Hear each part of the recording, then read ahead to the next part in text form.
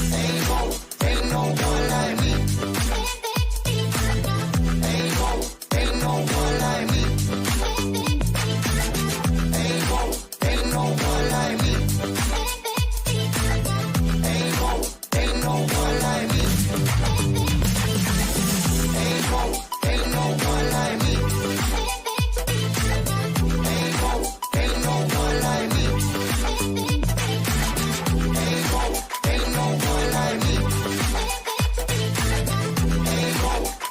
one like me. Ain't no one like me.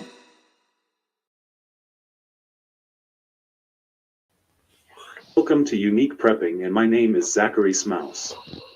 Unique Prepping is about preparing for the future in unique ways. No matter what limitations we have, we can always make the most out of what we have around us, and that's how we are going to succeed. In Jeremiah 29:11, it says, "For I know the plans I have for you, declares the Lord, plans to prosper you and not to harm you, plans to give you hope and a future." That Bible verse is why I have faith that no matter how difficult the future is, no matter what life you come from, or what the future holds, we as a society will succeed and make the future prosperous. Welcome to my channel, and let's prepare for a bright, exciting future together. What's up, guys? What up, everybody? How's it going? What's up, Ghetto? What's poppin', man? Of course, I'm muted. What's up, Lou? What's going on? You the star, homie. I appreciate you. Mine is Zach's little star over here. You the star, man. I appreciate you and your crew coming through. I gotta say that at first. I definitely appreciate you, I brother. appreciate y'all having me on, man. I'm glad to be here. That's right. That's right. Zach, 1,000, homie. Look, man. Look, man. Right on. Wow. Man, and backstage, man, I would have never known there was that many little people in Uganda, Zach. Holy cow.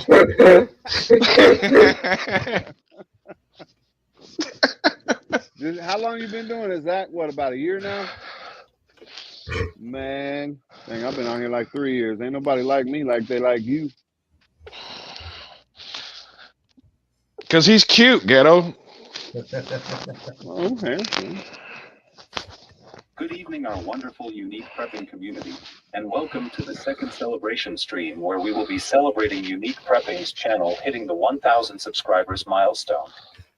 I'm your host, Unique Prepping, and with me are your community members, Ghetto, Gardner Josh, The Best Life, and hopefully these people will join, Infantry Outdoors, Nadia Knows, Whitebeard, and not last but not least, Lou Valentino. I just want to thank all of you for wanting to join tonight. How are you doing? Doing good, man. Living the dream. Doing Billy, good, what's man. up, bro? Congratulations on 1,000 subscribers, man. That's dope. Congratulations, Zach. Congrats, Zach. You deserve it, buddy. You deserve every bit of it. I don't know about now we gotta get 2,000. You know what I'm saying? We gotta keep moving up. You know what I'm right, saying? right.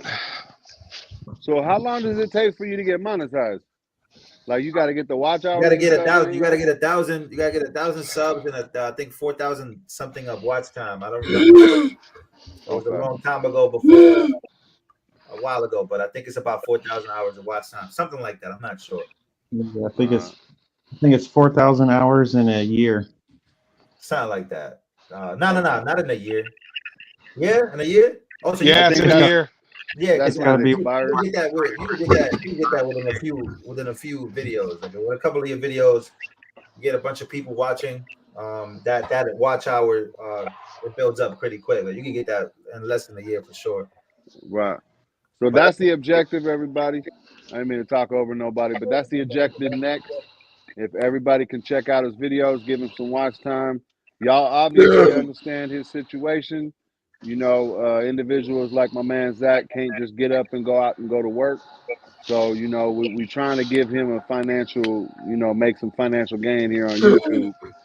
And unfortunately, sorry, Lou, but unfortunately the man loves Trump. So I know most of y'all love him because of that. So, my man Zach, he'll ride for the Trump community, and y'all should ride for him. That didn't taste very good coming out because ain't nobody like Trump. But I mean, I know y'all do. Baby, we got Trump all day, all Oh, day. Josh, no. Oh, come on, baby, get on that No. train, Ghetto. Get on that No, train, no, baby. look, I He ain't just dog. came out. He Look, just came out in the UFC. I'm about to drop a video. He just came out in the UFC. Let me see. Copyright content. Hopefully, it's not affected. We're good. Yeah. But yeah, he just came out in the UFC with Tucker Carlson. So they both just made an appearance in the UFC, which is a pretty big deal because we might Been, have a Trump Tucker ticket. yeah, there's been a lot of chatter, a lot of chatter. Yeah, a lot of chatter. It could be now. You know what I'm saying? I shouldn't have even said the name, y'all. All right, look, now hold on a second. That does not mean I like Biden, just so anybody and everybody knows. You motherfuckers know. I know. It's either You you, but if you hate Trump, it's not that you like Biden, you love Biden. So we get it. We know how all you cult members are. Look, man, I'm Here's all about. Ghetto. Is that better? Is that better? Oh, come on, man. Is that Dang, better? he done changed all his hat. What the hell? All right, Zach, go ahead. It's your show, man. Go ahead, Zach.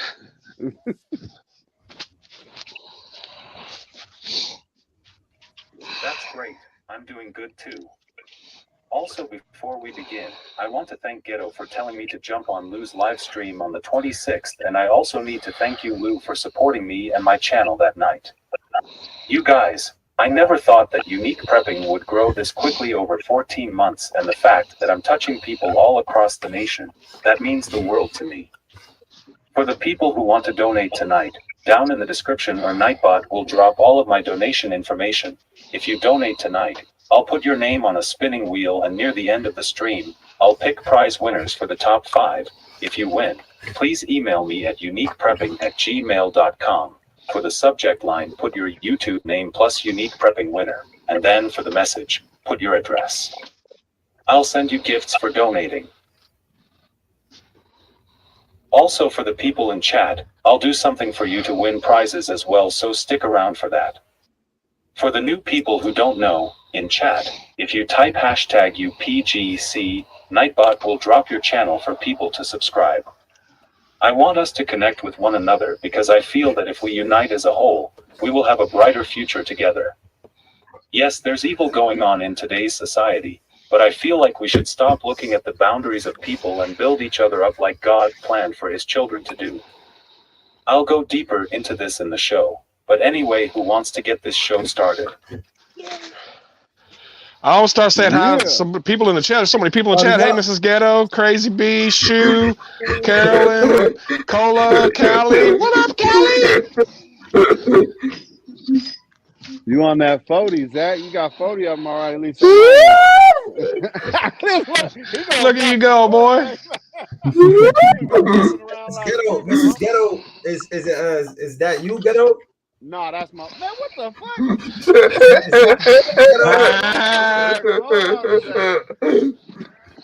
No.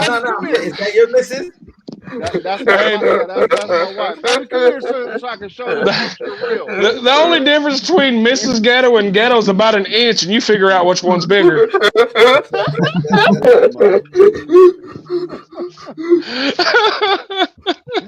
Dang, shots fired. I'm going down, baby. I'm going down. Look, that's my wife, man. Nadia, what's up, Nadia? Hey guys, I'm here. How are you? I'm just trying to get situated before I turn on my camera. I'm so happy to be here. Hey, Nadia. What's up, Nadia? I almost forgot. I was sitting down eating, and I'm like, I'm supposed to be somewhere. And then I'm like, oh, here I am. That's because you're forgetful, Zach. I'm just saying. No, I didn't set an alarm. I knew it, but I didn't put an alarm. Anyways, I'm happy to be here, guys. Appreciate you coming up here. I needed to just comment real quick on some of the chat. It's not that I hate Trump, and I'm not. I'll try not to talk about it later. It's not that I hate Trump. I got nothing against the dude. I vote for the dude, and I'm gonna vote for him again, only because I ain't got no other choice.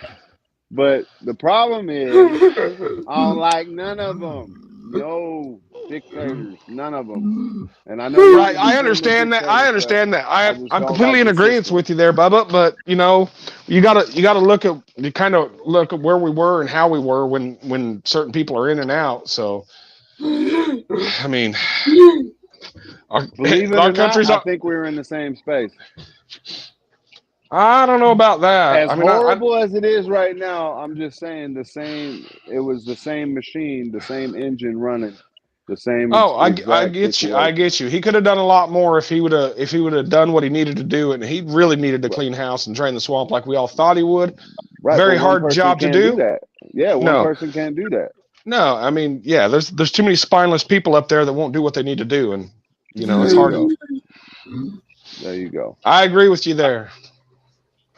So what are we going to But be Where talking about? but Where's damn, it Tom was at tonight? entertaining. Zach? Yeah, Right, where is right.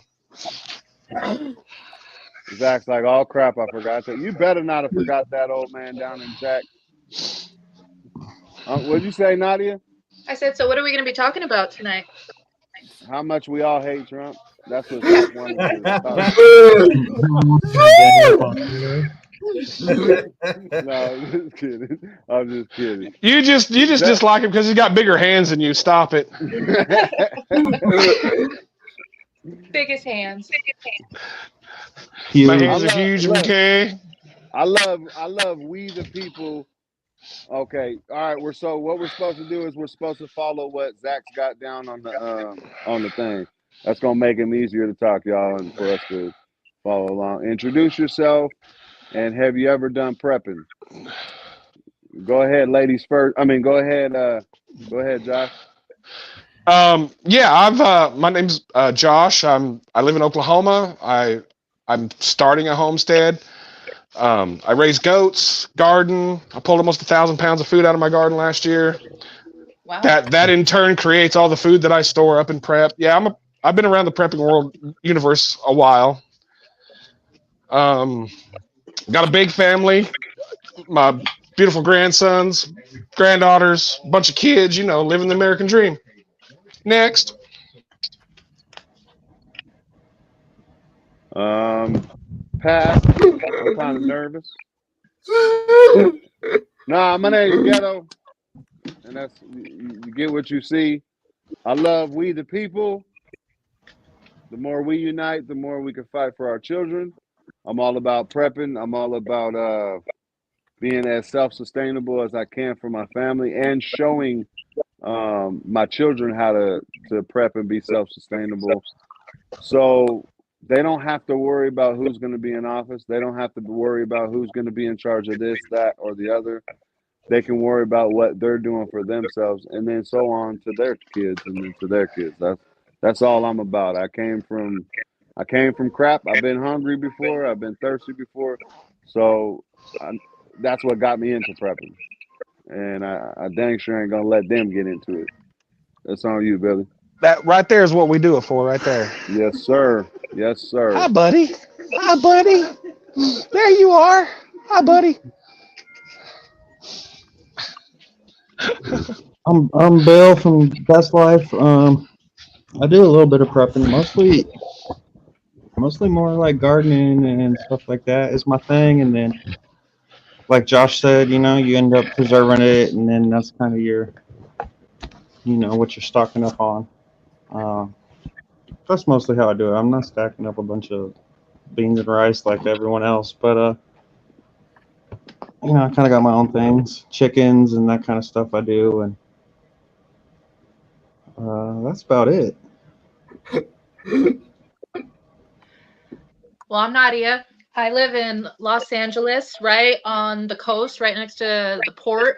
I think like 53% of our country's imports come through right by where I live. And I don't have a lot of land. I have an apartment with me and my two sons. And I started prepping about 2 years ago. And who got me started and made me realize how important it is. I started with, I love Canadian Prepper. I love his channel, and City Preppin' was one that got me started. And then I That's just a good started channel. seeing what was going on in the world. I'm like, I knew things were gonna get bad, so I just, I have a few bug out bags.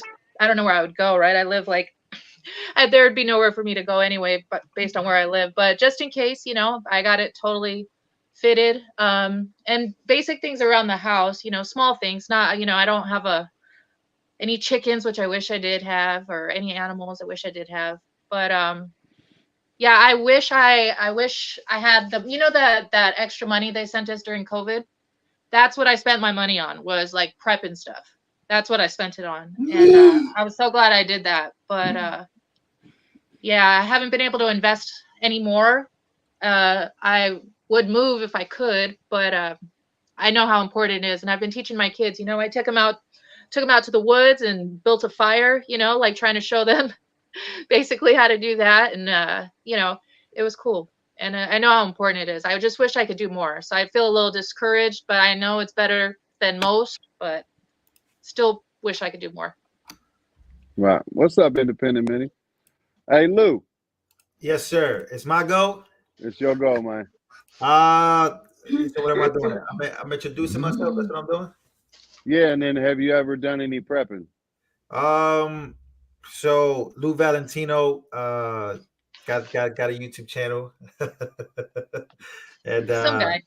That's like yeah. a maniacal laugh, Yeah, like a villain.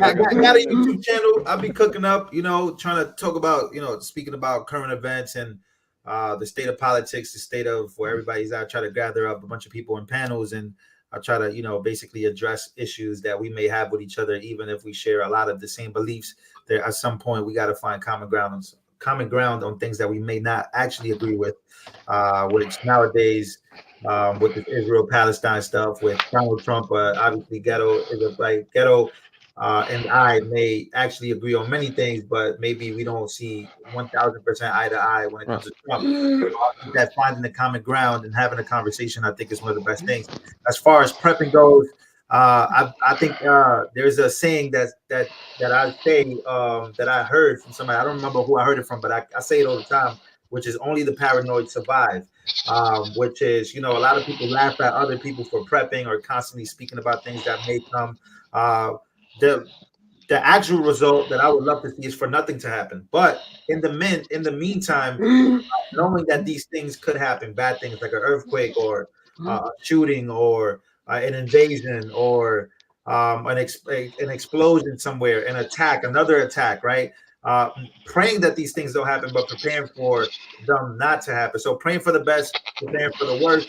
I think that that's the best part about prepping, which would be making sure you're good on canned food, making sure you're good overall, making sure you're fully equipped. So those are things that in New York I'm very limited to doing because I can't carry. I can't even carry if I had a license. So I will have to keep my gun in the back of the car. So there's a lot of liberal cities, a lot of different cities that kind of get in the way of how people can prepare. But I am into preparing, and I would like to, explore more of unique prepping. Is that a fucking Go. Yeah, baby. Dude, I got 1, 2, 3, 4, 5, 6, 7, 8 goats. And I got 7 pregnant females right now, so. Holy moly. All right. Well, yeah, You didn't hear it? That's me. And the common ground, man, I found the common ground of what we need to do to bring everybody together. That's humanity, man. Just go with humanity, because humanity will come before everything, ideology or everything else. So team humanity, man. I couldn't agree more, bro. I couldn't agree more. Right. And that's definitely what we all agree on, you know what I mean? So Lou, knowing all the stuff you do on your channel, and just so y'all know, he doesn't have just a little old channel. I'm a fanboy, I'm a fanboy of the homie, but he's a big boy. He got a little bit over 300,000. So go over there and give him some more. And I definitely know most of Zach's channel, will enjoy your content, as do I. I actually look at all the stuff from the right and the left. That way I can guide myself in between and see who the hell's lying. But they're all lying. Exactly. But Lou, let me ask you this: knowing everything that you do, Zach, check your phone real quick, man. Knowing all the research and the news and everything that you're doing, does that give you the feeling that you need to prep, that you need to be ready for one Absolutely. of these incidents to happen? And have you started any of that? Like, are you on that page or? Absolutely. I mean, I live in the epidemic of, of shit going down, right? Anytime I feel like Right. if anybody makes a threat, it could be Iran or it could be whoever. Anybody makes a threat, New York is what I think of. I think of like New York City being attacked, like along with Washington D.C. Whoever lives in Washington D.C. know that that's like a high security area. But when it comes to New York City, I definitely think about that. That's like something that goes through my head. But Are you in the city or you're out of the city? I'm a little bit outside of the city now, but I was in the city for over 20 plus years. I lived in Miami for a little bit of time, but I've always came back to the Bronx. The Bronx is like right in the 5 boroughs. So it's all connected to each other. So I'm about 15, 20 minutes away with no traffic from New York, the city. So I'm like right there. But I'm actually happy where I'm at right now because I'm out of the hood. But I mean, the prepping stuff, the prepping started when I grew up in the hood. Like that was the prepping, really. Bullets flying everywhere, motherfuckers getting robbed. So a little bit of the third world kind of does follow these liberal cities. And I think a lot of people have been living in this prepared, like you have to prepare vibe when you live in New York City. Because even if you're walking around downtown, like at some point you can be mugged, you can get shot, you can get stabbed. I mean, we saw not too long ago a New York City Democrat who was actually voting for those types of laws where let's not go so hard on these criminals, they need help or this whatever, trying to like dwindle down police refund and stuff like that, talking about defund the police. So most of the time we're the ones that got to deal with the repercussions of, oh, let's defund the police or let's shit on the police, because now we gotta. So a lot of that stuff I been prepared in a way growing up in New York City, because it's a lot of the third world stuff really does happen there, like where people are like getting shot, but we're so used to it at that point because a lot of people. You desensitized to it. She didn't really grow up in that. Like she didn't grow up in that world where, be careful going outside. Like, be careful. What you mean be careful? Like, like be careful. Like, shit can get, things can get hot. Some people could get, some people could be fighting and then things spill over and then, so yeah. So as far as the preparedness, as far as worldwide, I think that, man, if I got to get drafted, I got to get drafted. Right. But I don't want to get drafted though. I don't think now one of us wanted to. I think there was a point in our history that, we would step up, and a lot of us did. A lot of our ancestors did step up because there was a common enemy. But right now there are so many different enemies. We don't even know who the real threat is. You know what I mean? It's like they coming at us at all different sides. Everybody's pointing fingers, but yet you can't fully put your finger on exactly who the problem is. You know what I mean? I think we know who the threat is. It's on the inside. I think a lot of us understand and know it. But also when you think about prepping and stuff, because when I talked to my cousin about this, and I'll hit him up too, Zach, to see if he wants to come up here. But when I talk to him about it, he's on that same level like you are, Lou. Like, growing up, same area, stuff like that. And when I talk to him about prepping, he's thinking more security. When Zach's talking about prepping, or anybody in the prepared community is talking about, 2A is definitely there. You got to have your 2A regardless. But when we're talking prepping, we're talking like some water, some food, some dehydrated meals, because obviously we all know what happened in 2020 was lockdown. You got to be ready for all the situations, and that's that's what Zach's channel is about. That's what a few of our channels are about. But it's more or less like, hey, if the lights went out, because I personally believe if they're gonna hit us, they're gonna hit us first with our electricity, right, with our electrical grid. And shout out to National Geographic. As a matter of fact, it's called American Blackout. If anybody's ever seen it, I think you can watch it here on YouTube. But it kind of gives you the perspective. This was back when Obama was in office, that they did a documentary thing on it. But it's a pretty good eye-opening thing. People don't understand what would happen to our streets if there's no electricity. You know what I mean? Like we depend on the system so much. We got to think about our own water.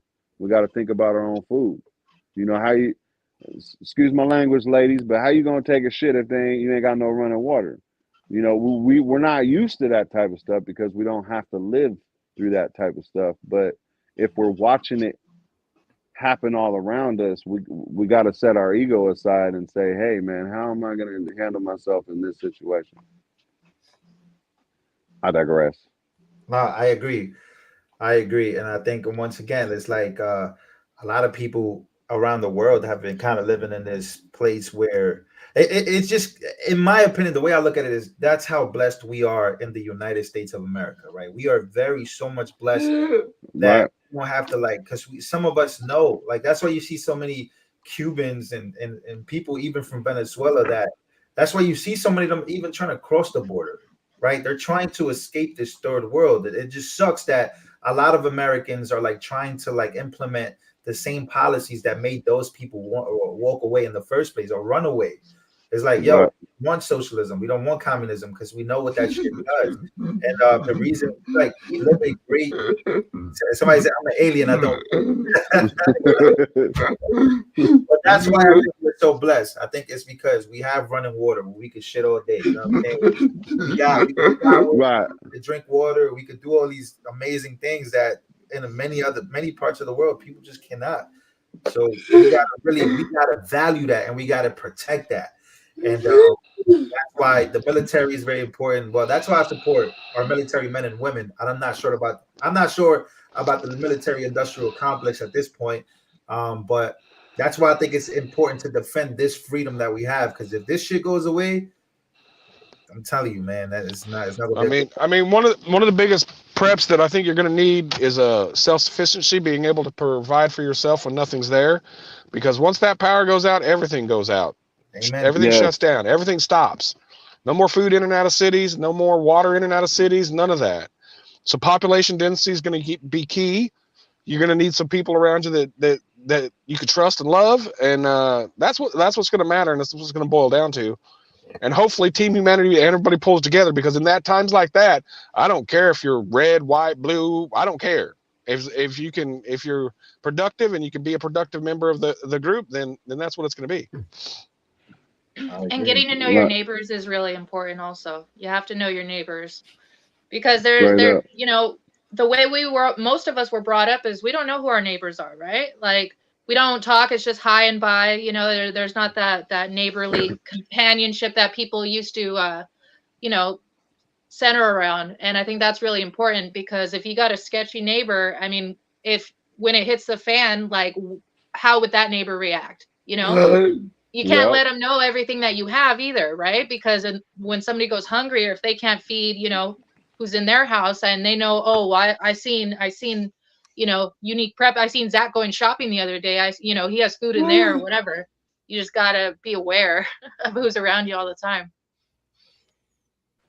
I'll ask Zach too, baby. Hey, Zach, go ahead. If everybody pay attention to the screen when we're talking and stuff, please.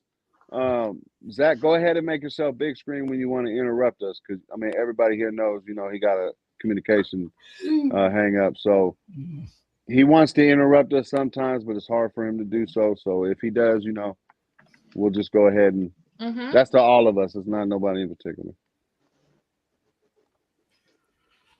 I actually want to ask Zach a question. I think what is I'm Zach, and I'm the content creator of There you Unique go. Prepping. Little bit about me. The reason why I have to use an iPad to communicate with you and the way that my body moves is because I have cerebral palsy, a condition marked by impaired muscle coordination, spastic paralysis, and or other disabilities, typically caused by damage to the brain before or at birth. For me, I got my CP when I was born. To simply put it, my birth mother wasn't dilated all the way and my birth doctor didn't see my umbilical cord was wrapped around my neck 3 times, and that caused me come out into this world pronounced dead for 27 minutes. I truly believe that in the 27 minutes I was dead, God retrieved me back into heaven, took my ability to walk and talk normally and replaced those abilities with a brain and heart to help others grow and thrive in life. That's why I feel like Ghetto ended up coming to me and telling me that I should create a channel so I could start prepping for the future, and showing other people and actual prepping companies that yes, I have a disability. I call it my unique ability, but that shouldn't stop us from being prepared for the future. See, I never really prepared before last year. Yes, we stock up on our Second Amendment, but we were getting by day to day, not thinking about the actual future. I believe that's why this channel is going in the direction it is. Amen, brother. That makes Amen, sense. brother. Amen. I mean, anybody can prep, y'all. I mean, really. I mean, it's common. I mean, it's common sense at the end of the day if you just sit back and think, all right, let me look at the cupboards. Let me see how much toilet paper I got, whatever, you know. Could I last for a week? And if you can't, all you're thinking about is your next order at DoorDash, maybe you need to rethink stuff because it doesn't have to be an invading force. It doesn't have to, I mean, it could be a weather event. It could be, you know, lights out, whatever. I mean, we've had so many cyber attacks. There's so many entities out there, and it's not fear mongering people into being prepared. At the end of the day, the more you're prepared, the less I got to worry about you being my enemy. You know what I mean? The less the less we give the system, the less they can beat us. You know what I mean? Because that's what they're doing right now is they beating us. Yeah, And one thing. Zach, I'm check sorry. your phone real quick.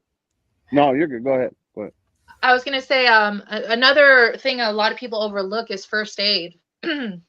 I like totally stocked up and built a trauma and first aid kit from scratch, and that's super important, especially with them phasing out certain medications or the price of them, or even knowing with certainty whether they're safe or not, because they're messing with all the medicines and everything. But just to have a stitch kit, a tourniquet, like all of these things that you may not be able to get one day. And what if one day you call 911 and nobody comes, right? You need to have at least the basic things to be able to attend to the situation. So I think that's super important also. 911 goes down a lot, y'all. I mean, we don't know when it goes down because we're not using it every single day. But just within the last 3 years from where I'm at, I think it was 3 or 4 different times that there was no 911. It was some other number, but they'll put you on hold if you got to call that number type of stuff. You know what I mean? Yep. And even then, you know what I mean? They're not even going to be at your house for another 5-10 minutes, whatever. We're so used to, and anybody new coming in, this is what Zach's all about. He's wanting to teach, reach one, teach one type of thing, like our man preparedness talks about. We just want to be. Zach wants everybody around him prepared because, like I said earlier, he doesn't want to worry about you coming and taking his stuff. You know what I mean? And also, it leaves a legacy. The way I see it is, and when I started prepping, I started thinking, okay, my daughter is 17, my son is 11. I started thinking about, okay, when my son and my daughter are 42 years old, what is this country going to look like? Is it even going to be here? How many? I mean, every last product in that store has got some kind of chemical in it that was approved by the system that is giving it to us, right? So what's that going to look like? You know what I mean? Is there even going to be anything in the store? And it's not out of fear. It's just, that's practical. That should be practical anyways. I mean, our society has came so far away from self-sufficiency straight into full-on dependency. And that's all we're saying is like, I am saying, hey, go get you some good land, get the hell away from everybody, establish water and all that. But realistically, we're not trying to preach that. That should be an end goal for everybody, I believe. Get back down to our American roots, because that's where our American roots are at, is taking care of ourselves and our families, not just giving some, forgive me, y'all, but some crooked ass white dude all our money just so we can live another day. That shouldn't be how it is, but that's how it is. Yeah, in World War II, they were encouraged by the government to grow their own food, called Victory Gardens. Victory Gardens, yep. Yeah. Yep. Victory Don't hear Gardens. that now. No, they're asking you if you want boobs or not.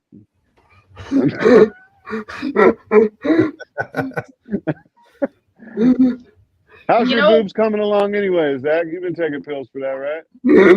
I'm just playing, man. I'm just playing. I'm just playing. Zach, I like that. Zach, he likes that. He like the dark jokes. I like that. Hey, look, man. Anybody who likes dark jokes, I love that. Look, man. He got some jokes. He got Zach got his own jokes. Yeah, Zach, I wanted to ask, and maybe anybody here can answer that question. What's the best what's the best advice you could give somebody in a liberal city with all these laws like that kind of go against like preparing yourself? You can't even carry a nice little knife, even if it's like a knife you can just put in your pocket, not in your You're pocket, not but allowed to carry a knife, nah, you can't. It can't be even if it's like like smaller 6 than your inches, right? hand. even if it's small as your hand. Nah, it's intent. I think you could. Nah, you can't even carry a knife Like at the all. blade, usually it's like the blade I had can't a be bigger than your blade. hand. I had it taken away from me when I used to be a driver. I had one. It was just like I don't even know how big it was, but it wasn't even that big. It was just like a little bigger than this. But they confiscated it from me. I couldn't bring that in anywhere. So it's Oh, that like was security confiscated it, not the police. it was confiscated by the cops, but because I was driving a high profile person, they didn't give me any shit. They was just like, you can't use this, bro. Like we could lock you up for this. But that was a learning experience. I bought it because I was driving and stuff like that. Shit could go down. But Yeah, I yeah, it's just like, mean, what's the learn best advice jujitsu. for prepping for somebody that you would give somebody like in LA or in a very liberal city who doesn't have their gun license, who doesn't have this, who doesn't have that, that is very kind of limited to different things that they can be prepping. right. I'm gonna answer just a tiny bit. Fuck your license, fuck the permits. Those are things that they give us to prohibit our 2A. Fuck the system and all their little rules on our 2A. That's a constitutional right. I don't give a Yep. fuck where you live. And I'm gonna shut up. Sorry, Zach. Sorry. But there should be no rules or laws. But since there is, Lou, and I'm not gonna go into detail, I'll hit you in private. Just go to the ghetto, man. We got everything you need. Just get what you can get, and just keep it away where if there's an actual emergency that you and your life's at risk, you can protect yourself. But otherwise, keep Right. it put away. But they do, but Lou, to answer seriously, they do have guns that are CO2 powered, like pepper ball guns, Burner. stuff like that. Yeah, Mm. yeah, exactly. Burning. They do have things that actually kind of get away from the laws. Like they don't have laws on you having a pistol taser. What'd you say? It's a burner, right, Josh? Burner, yeah. Yeah, CO2 a pepper burner. balls. They've got hard Right, ceramic balls. They've got all kinds. Yeah, multiple right. packages you could get. They do have security. They do have security stuff like that. Right, Edward. I urge everybody to at least have one that's not, but I can't. I'm not going to incriminate myself. I don't know. But I live in rural Oklahoma. I ain't worried about the 2A as much.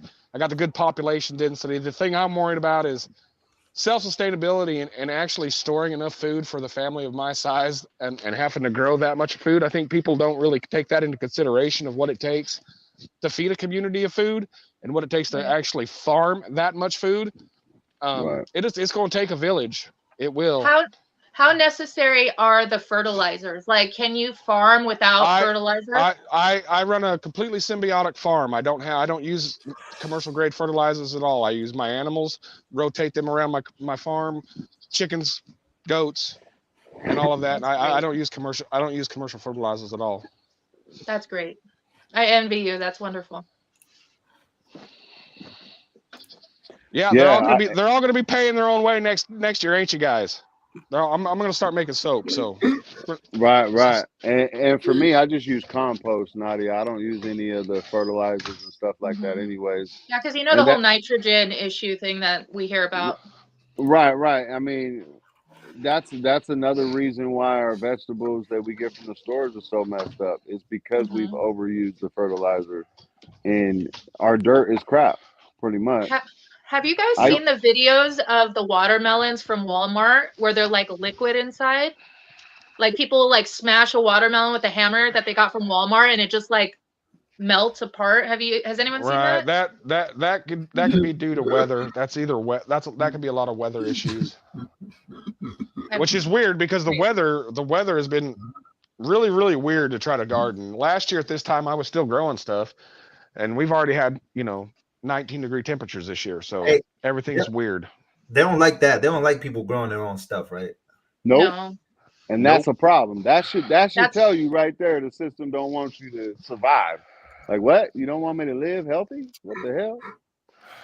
No, they're the ones who are manipulating the weather. When they say, climate change is man-made, yeah, it is man-made by them because they're the ones who are spraying us like bugs. They have the technology. They can create tornadoes. They can create earthquakes. I know that sounds like the tornado thing or the hurricane might sound like too far-fetched for some people, but it's true. They have the technology to do it, and they're the ones that are creating, these droughts in certain places and floods in other places. They're the ones that are doing this on purpose. Right. It's all like on purpose. Right. And the way I see it, right, and we say they because, I mean, it's the families, it's the elite, it's the whatever. But if you go deeper, in my personal opinion, if you go deeper, the devil was given this world a long time ago. This is the devil's playground. So he's had thousands of years to position himself in a system that is to take us over, period.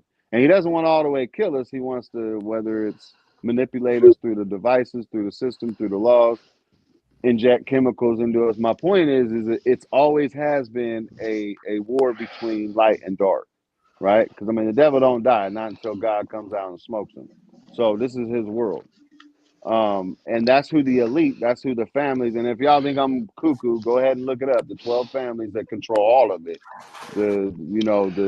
I can spit out Yeah, names if you want of the corporations. I don't want. They have been. Don't mean to interrupt you, but they can control all Right. they want. They can't control my spirituality and my light. Exactly. And there is no light. There is going to be no dark surrounding this light. I'll tell you that right now. Amen, brother. Preach it. Right, and that's the number one prep, and that right there, and Zach, I can speak for you on this one. That is the number one prep. Is you have to be prepped up with God first. Spirituality is first, then mentality, and then physical. That, I mean, for me, anyways. But if you ain't prepped with God, you losing at the end of the day. But you're right, and again, like Josh said, it's not out of fear. It's not that the darkness is surrounding you personally, but it is in the world. I mean, we can walk around. You can go to the store and see a bunch of little kids just walking, or anywhere. Somebody's just like this, just fucking tapped into the matrix. That's not the way we're supposed to live, man. Nope. I'm trying to go back to the 1800s myself. I don't know. Everybody wants to move forward. I want to go back. Slow it down there. You know why though? Look, Lou. Why? Do you realize, Lou, how much? Look, if the world. I don't know if people like me would have survived back in the 1800s, man. You would have been fine. The first black man was elected to Congress in 1860. So you would have been fine. That's on the political. That's on the political tip. You would have been fine. Not 60 years after 1800, though.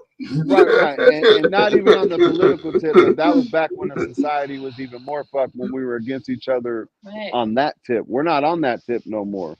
We're against each other for all different kinds of reasons.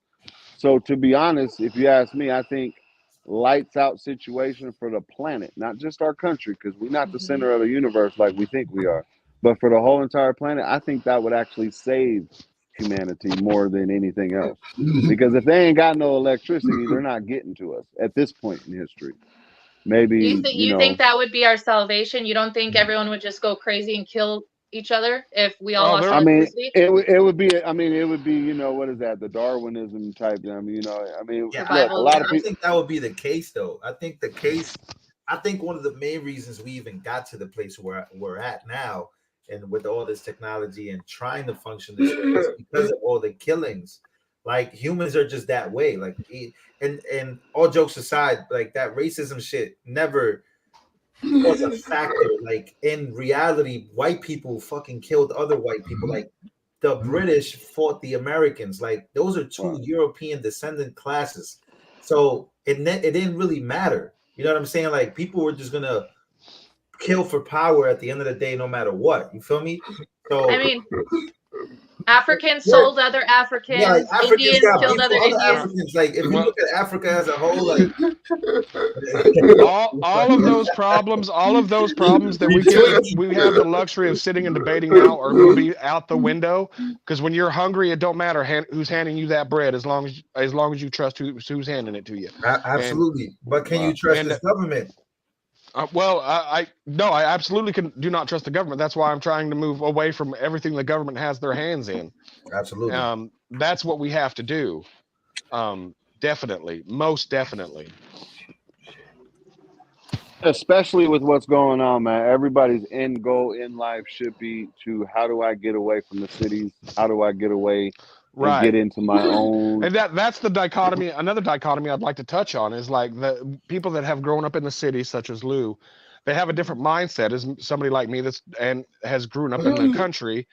I'm hoping that if something like that does happen, my small community, very, very small community, would rally with each other, and we'd all take care of each other. Where all the chaos would be, whereas the food runs out, where you've got millions of people packed in 10 square miles, that might be an issue. Not it, a little Right. bit. Dude, just imagine all the dope heads, guys. I mean, really think about it. If the lights went out, drug dealers going to be going and doing their own thing. They're not worried about selling drugs. And we got millions of them on our streets, not just thousands, not just hundreds. We got millions of these people on top of millions of people that are that have been prescribed SSRIs for decades. All these types of Right. situations, they are people that are dependent on drugs, on chemicals to live their life. Now all of a sudden they don't have none. I mean, And there's just Right. so That's many remember, important. there's so All many our medicines different are made in layers. China. So when we run Yes, out of all the, schizophrenic people or bipolar, depressed, anxiety, everything, when they're not getting the medications they're used to getting, no one even talks about that. there's a plant for that. I'm just saying, there's a plant for everything that you yeah, guys just mentioned, for sure. most definitely there is. But when you're in that desperate moment, and it's coming from an ex-dope head, but when you're in that moment, you want your stuff. You're gonna go break down the pharmacies. You're gonna go break down your dope mans. You're gonna do so many things, and then especially the ones with the chemical stuff. Man, Right, and family that you're members, you're you, not when gonna be able to save. Right. When you have a bunch of people that are mindless like that are driven by that kind of stuff, they'll be weeded out very quickly, unfortunately. And I just Right, if we're gonna sit up here and say that there ain't gonna be a tremendous amount of stuff that we've never seen in our entire lives, you better be ready to handle that mentally, because I think some of us right, who think we're strong enough are just gonna have mental breakdowns and not make it through that. So you got to prepare your brain a lot for what you could see in a situation like that. right. And again, all those situations could happen with an invasion. It could happen with a weather event, Yellowstone, multiple different situations. And it's not. So again, don't prep out of fear like, oh my God, this gonna happen, this gonna happen, this gonna happen. No, just prep realistically. Pay attention to the news. Don't take it all for what they're saying, because it's all about the headlines, but pay attention to what other people and what other human beings are going on, just like over there in the Middle East right now. You pay attention to both sides of it. At the end of the day, it's the individuals that are on the streets, just like you and me. All the ones that are Right. just like you and me are the ones that are suffering. The motherfuckers that are making the orders, that are signing the war declarations, that are dropping the bomb, all these individuals, they are not suffering for nothing. It's we, us little ants on the ground, that are the ones suffering. Billy, What what about you when all doing, the man? all the people who've got overgone sex changes when they can't get their estrogen anymore? They're gonna be pissed. Right? Like Right. they've put so many more people on medications that didn't need to be on medications. Like when that runs out, you're gonna have a lot of angry people. Lord. A lot of angry hippos. Hippos. Dang, man. I can't even imagine seeing them too, because don't they take stuff to stop like hair growth and stuff? So you're gonna have like big old 7 foot tall trannies with beards running at you, titties falling off because they ain't got pills for them and shit. I'm kind of scared a little bit. I'm sorry, Nadia. My bad, ladies, but dang, that's kind No, of scary. don't filter. I'm good. I can handle it. All right. Please be yourself, everybody. All right. For the future, what are you hoping that happens for the country and or the whole world? Whew. That's a lot. That's a whole lot in one question there, Zach Attack.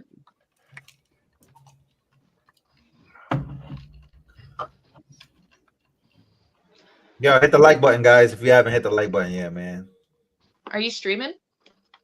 No, For I'm the telling them future to hit is the like. I'm concerned, not streaming. I hope This is that the streaming. world can evolve into something that we Hit can us all again, live Zach. in Hit us prosperous again, man. times. It was real low in the I beginning. want people to understand that, yes, the corporation system that we are currently in wants to grind us into little squibs that don't want us to Hold up, succeed. y'all. He's But gonna if we start unite over. and make the future better for each other, then they won't win. Go ahead, man.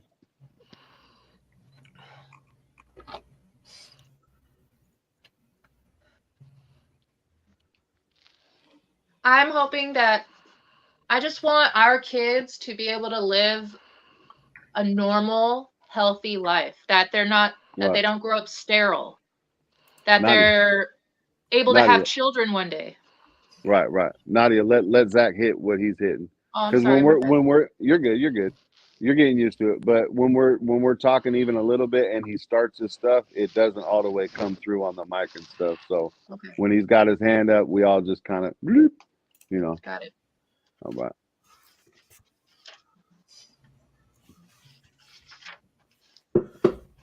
For the future is concerned, I hope that the world can evolve into something that we can all live in prosperous times. I want people to understand that, yes, the corporation system that we are currently in wants to grind us into little squibs that don't want us to succeed, but if we unite and make the future better for each other, then they won't win in the end. The evil never wins because God is always on our side because we are his children. The evil that is happening right now has to happen because we, as human beings, have to experience what it's like to be at the bottom so we can grow and build into something beautiful. I feel like God wanted me to love and care for people because he knew life was going to be tough, but I feel that I was supposed to be a light for people to know life was going to be okay. Amen, Zach. Amen. Let me ask Chase. Not Chase. Oh, excuse me. Let me ask you a question. How is it that you type that? Like, how is it? How does he go about that? Because I want the audience to know how to. In my audience that's kind of here, I want them to know how does he go about typing his exact thoughts. Right. You wanna go ahead and answer that, Zach, while we go around the board and answer right here. All right. Cool. All right. But go ahead, ladies first. Nadia, you can go ahead and finish your thought, please. Oh no, that about what I hope for the future, right? Yeah. I just want the kids to be able to grow up and have kids of their own one day. I want them to be able to live freely. Like my oldest son, he's about to be 9 next month, and is he going to be able to get a driver's license and drive a car? You know what I mean? Like, I'm just thinking about these most basic things that we've been like, so blessed, and the stuff that we've always taken for granted. And Hold I on. just I'm want so them to be able to have those basic things. right. I didn't mean to interrupt you. Lou, what the hell? I feel like That wasn't me, bro. That was somebody else. I feel like you got a panel What happened? member trolling your chat. Like, how the hell? That's crazy. That wasn't me, guys. That was not What me happened? that said that. I told y'all Lou voted for Biden. I'm Ghetto just hack saying. me. But to Nadia's point, I gotta say, man, I think that the state of the world is making a lot of these kids or a lot of these grown kids not want to have kids. Have y'all noticed there's like a trend of like, yo, the world is and most of it really comes from the whole like climate change stuff. Like, yo, climate change and all this stuff is so crazy. I don't want to have no kids. I don't want to bring no kids into this world. It's like this family structure stuff is really starting to really dwindle because a lot of people are just scared of the future. And I think that I don't know, like I really don't most of the time I get it, But the stuff that they're scared about is hilarious. Like they're scared that the water's gonna rise too high, and that we're gonna die. Like Trump said it the other day. He was like, global warming isn't the number one thing that yeah, that's what y'all worried about. I'm worried about nuclear weapons being stationed and positioned, war breaking out, Armageddon vibes. Like y'all over here worried about that. I'm worried about motherfuckers, excuse my language, but people just, Xi Jinping, or at this point, Russia just made an announcement. They're starting to, move stuff around. So that really is the bigger threat to, to the world other than global warming. But as far as the family structure goes, I think we should be having kids. I think we should be raising families. I think we should be doing that. I think that's very important.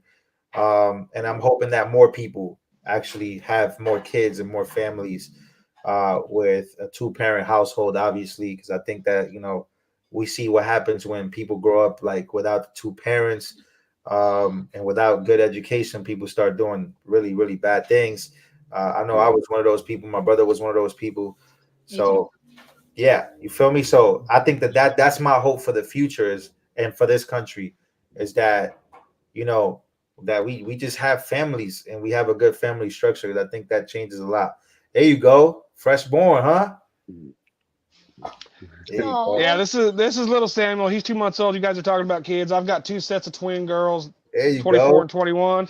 I have a very large family. I've got 5 grandkids now. So I mean, this is why we do it. I'm doing it, and I'm not going to stop doing it. Let's go. And I will make their future bright one way or another. If it kills me, I'll do it. Motivational. Bust some nuts. Let's go. Hell yeah. Bust Dude, I split atoms, dude. I do it twice as good as the next guy. Stop it.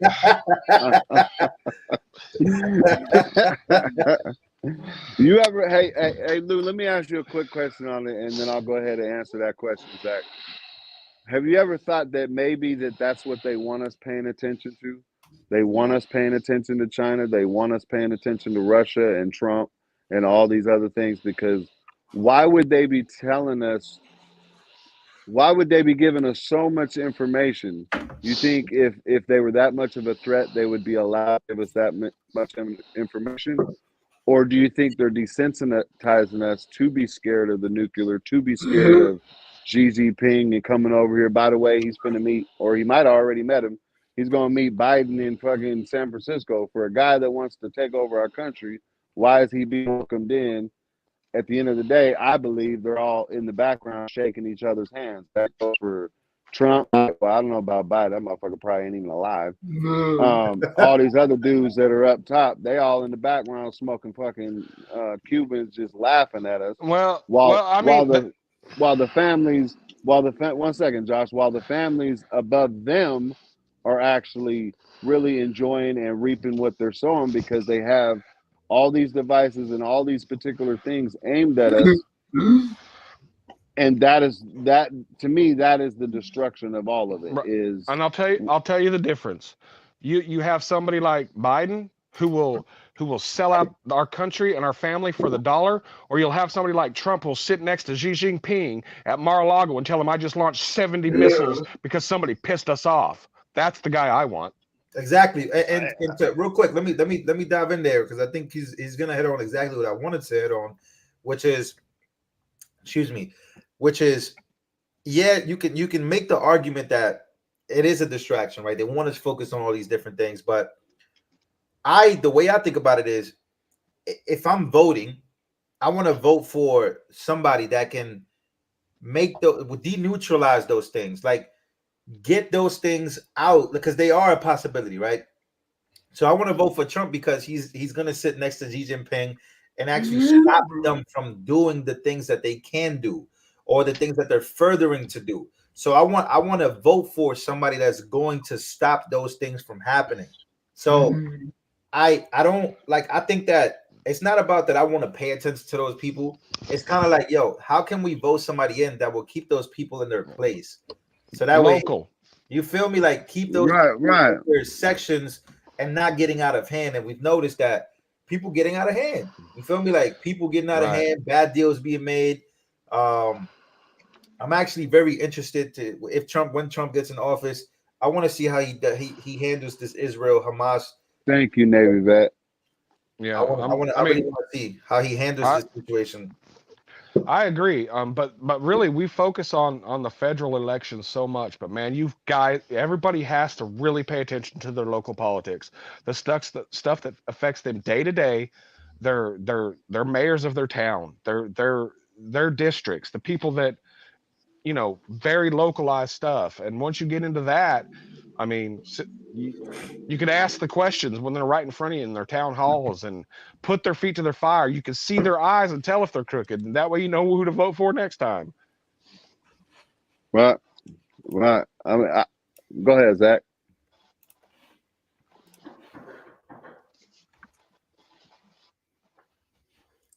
Lou, to answer your question, I use an iPad to communicate with you guys.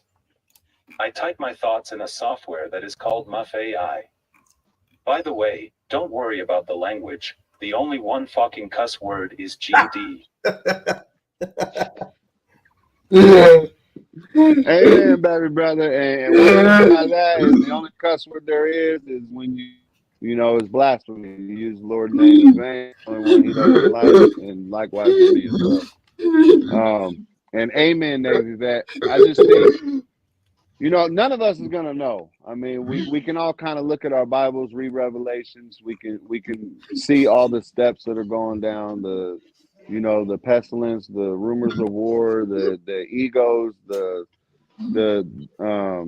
all the 7 deadly sins. Everything is also amplified by the fact that we're able to communicate so fast.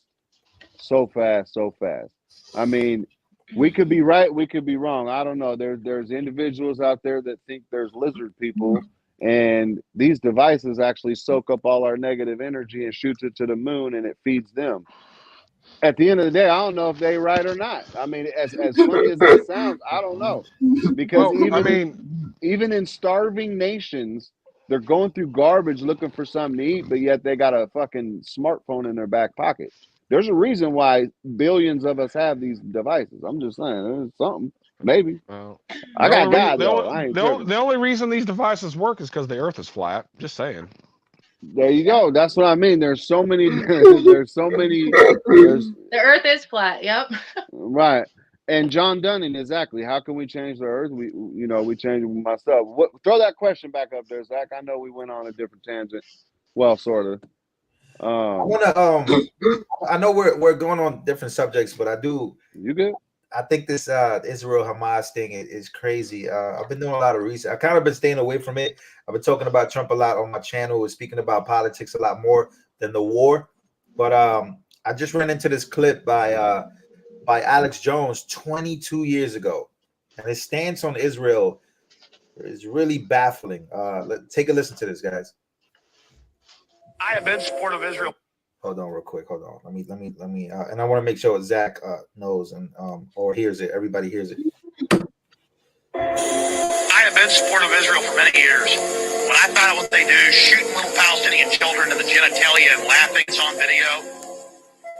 Little 10-year-olds walk around throwing rocks at tanks. The guy stops a half mile away and blows their testicles off. They call them goyim. They call them dogs. They call the Arabs cattle. And then the corrupt Arab governments that are in league with this government, it's really a sick Hegelian dialectic, order out of chaos, bringing them world crises, bringing them terrorism, so we'll accept a highly dictatorial police state regime.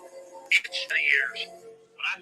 Listen, man, when I heard Alex Jones, because Ghetto just brought up the people who believe in lizard people, it made me think about Alex Jones and about his stance on basically Israel back then, and then seeing everything unfolding now. What are your thoughts, guys, on everything that's going on? What do you guys think about this? What do you guys think about Israel and Palestine? Because I had this argument with my people. I said that Jesus was a Palestinian Jew, which technically he was. They just don't want to really accept that fact. But whatever. What do you guys think about that? When you brought, I would love to hear your answer on your stance on Israel and Hamas or Israel and Palestine? Go ahead, Ghetto. Do your thing, bro. I talked over it. Did you hear him, Zach? He was asking you as well. And Lou, first and foremost, homie, thank you for asking him, man. Because there's a lot of people that join these panels or we have conversations and they I ain't trying to get all softy on you, Zach. Don't be crying. I ain't crying either. But they leave the homie out, and I appreciate that, Lou. You directed it towards the man that this is his channel. You know what I mean? And I hope everybody, you know, looks at Zach like that and says, hey, what is your thoughts on this? And the way you asked him, I appreciate that, homie. I really do. I might even vote for Trump now. You just won me over, man. I mean, shit. Okay. Now that particular situation, I honestly don't think is a distraction. You know, that's one thing that's gonna unfold, whether it's biblically or not, whether the Jews are the right Jews that the Bible talks about. Me personally, I have a hard time, and I'm sorry, Tom, I do have to brush on it a little bit. Still love you, brother. I have a hard time feeling God has any chosen people. I feel like we're all his chosen people.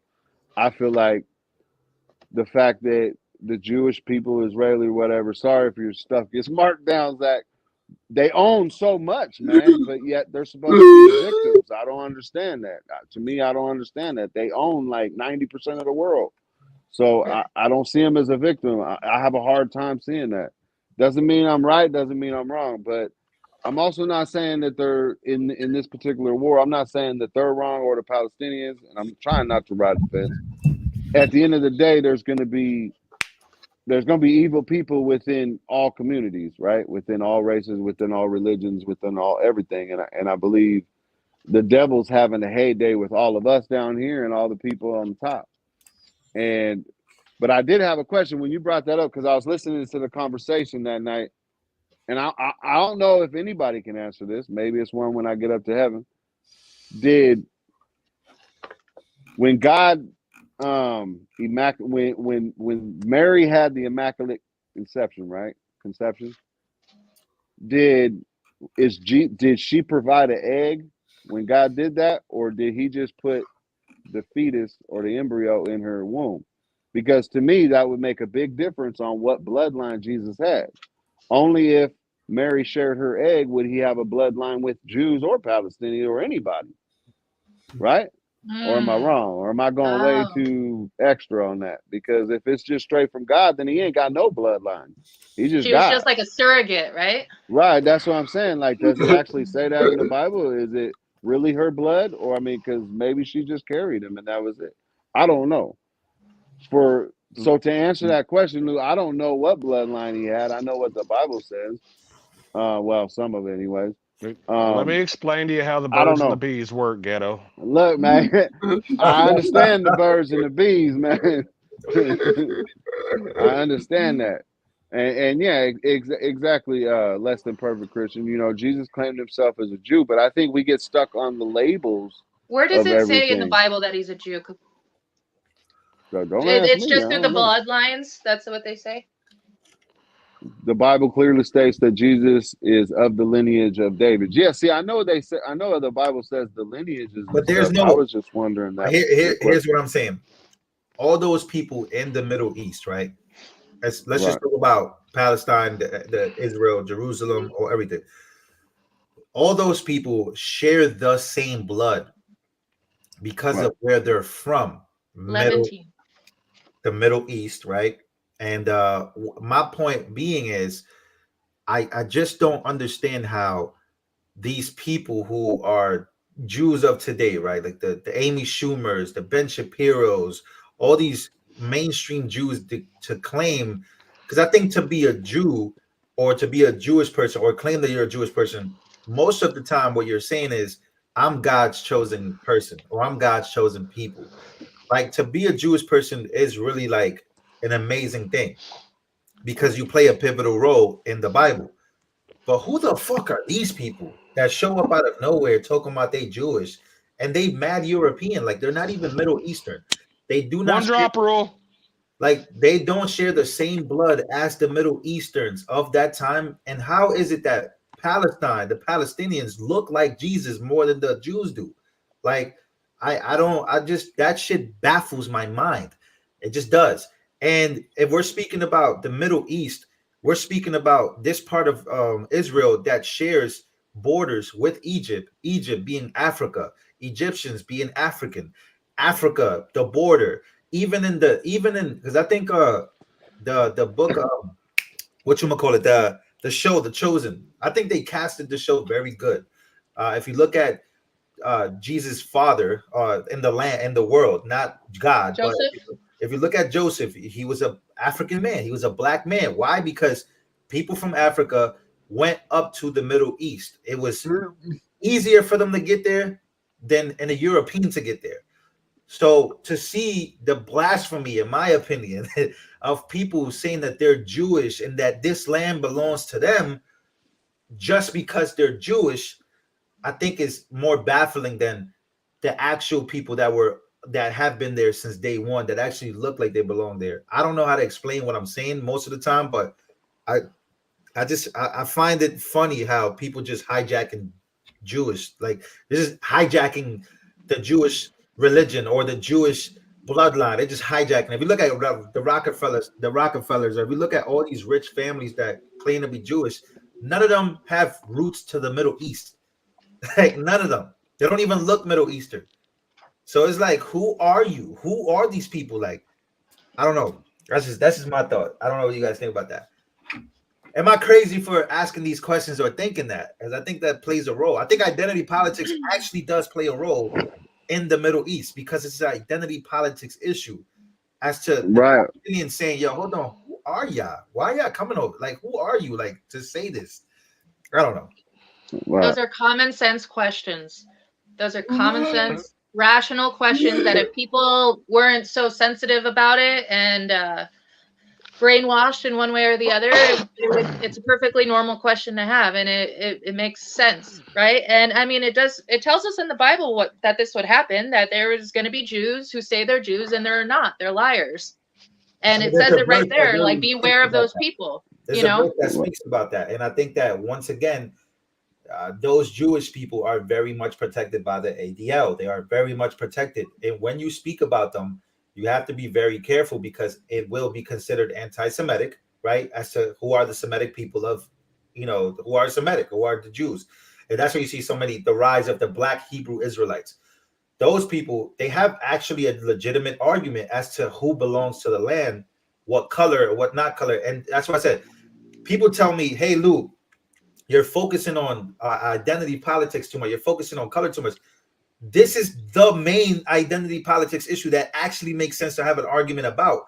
Who are natives to land if by the measurements you're going by, Zionism, right? People are Zionists, like we belong to this land. We are like, that's like natives, the Native Americans coming back and they're like, yo, like, nah, bro, this land belongs to us. I gotta go. And then you start pushing Americans out day by day. And now you see this, that legitimate argument could be made for the people in Palestine, bro. Like it could, but and I'm only saying that the reason why I'm even arguing that is because once again, the people that are of the Middle East are actually being pushed out by people who are of Europe descendants, and that shit bothers me. It doesn't sit right with me. Like it really just doesn't.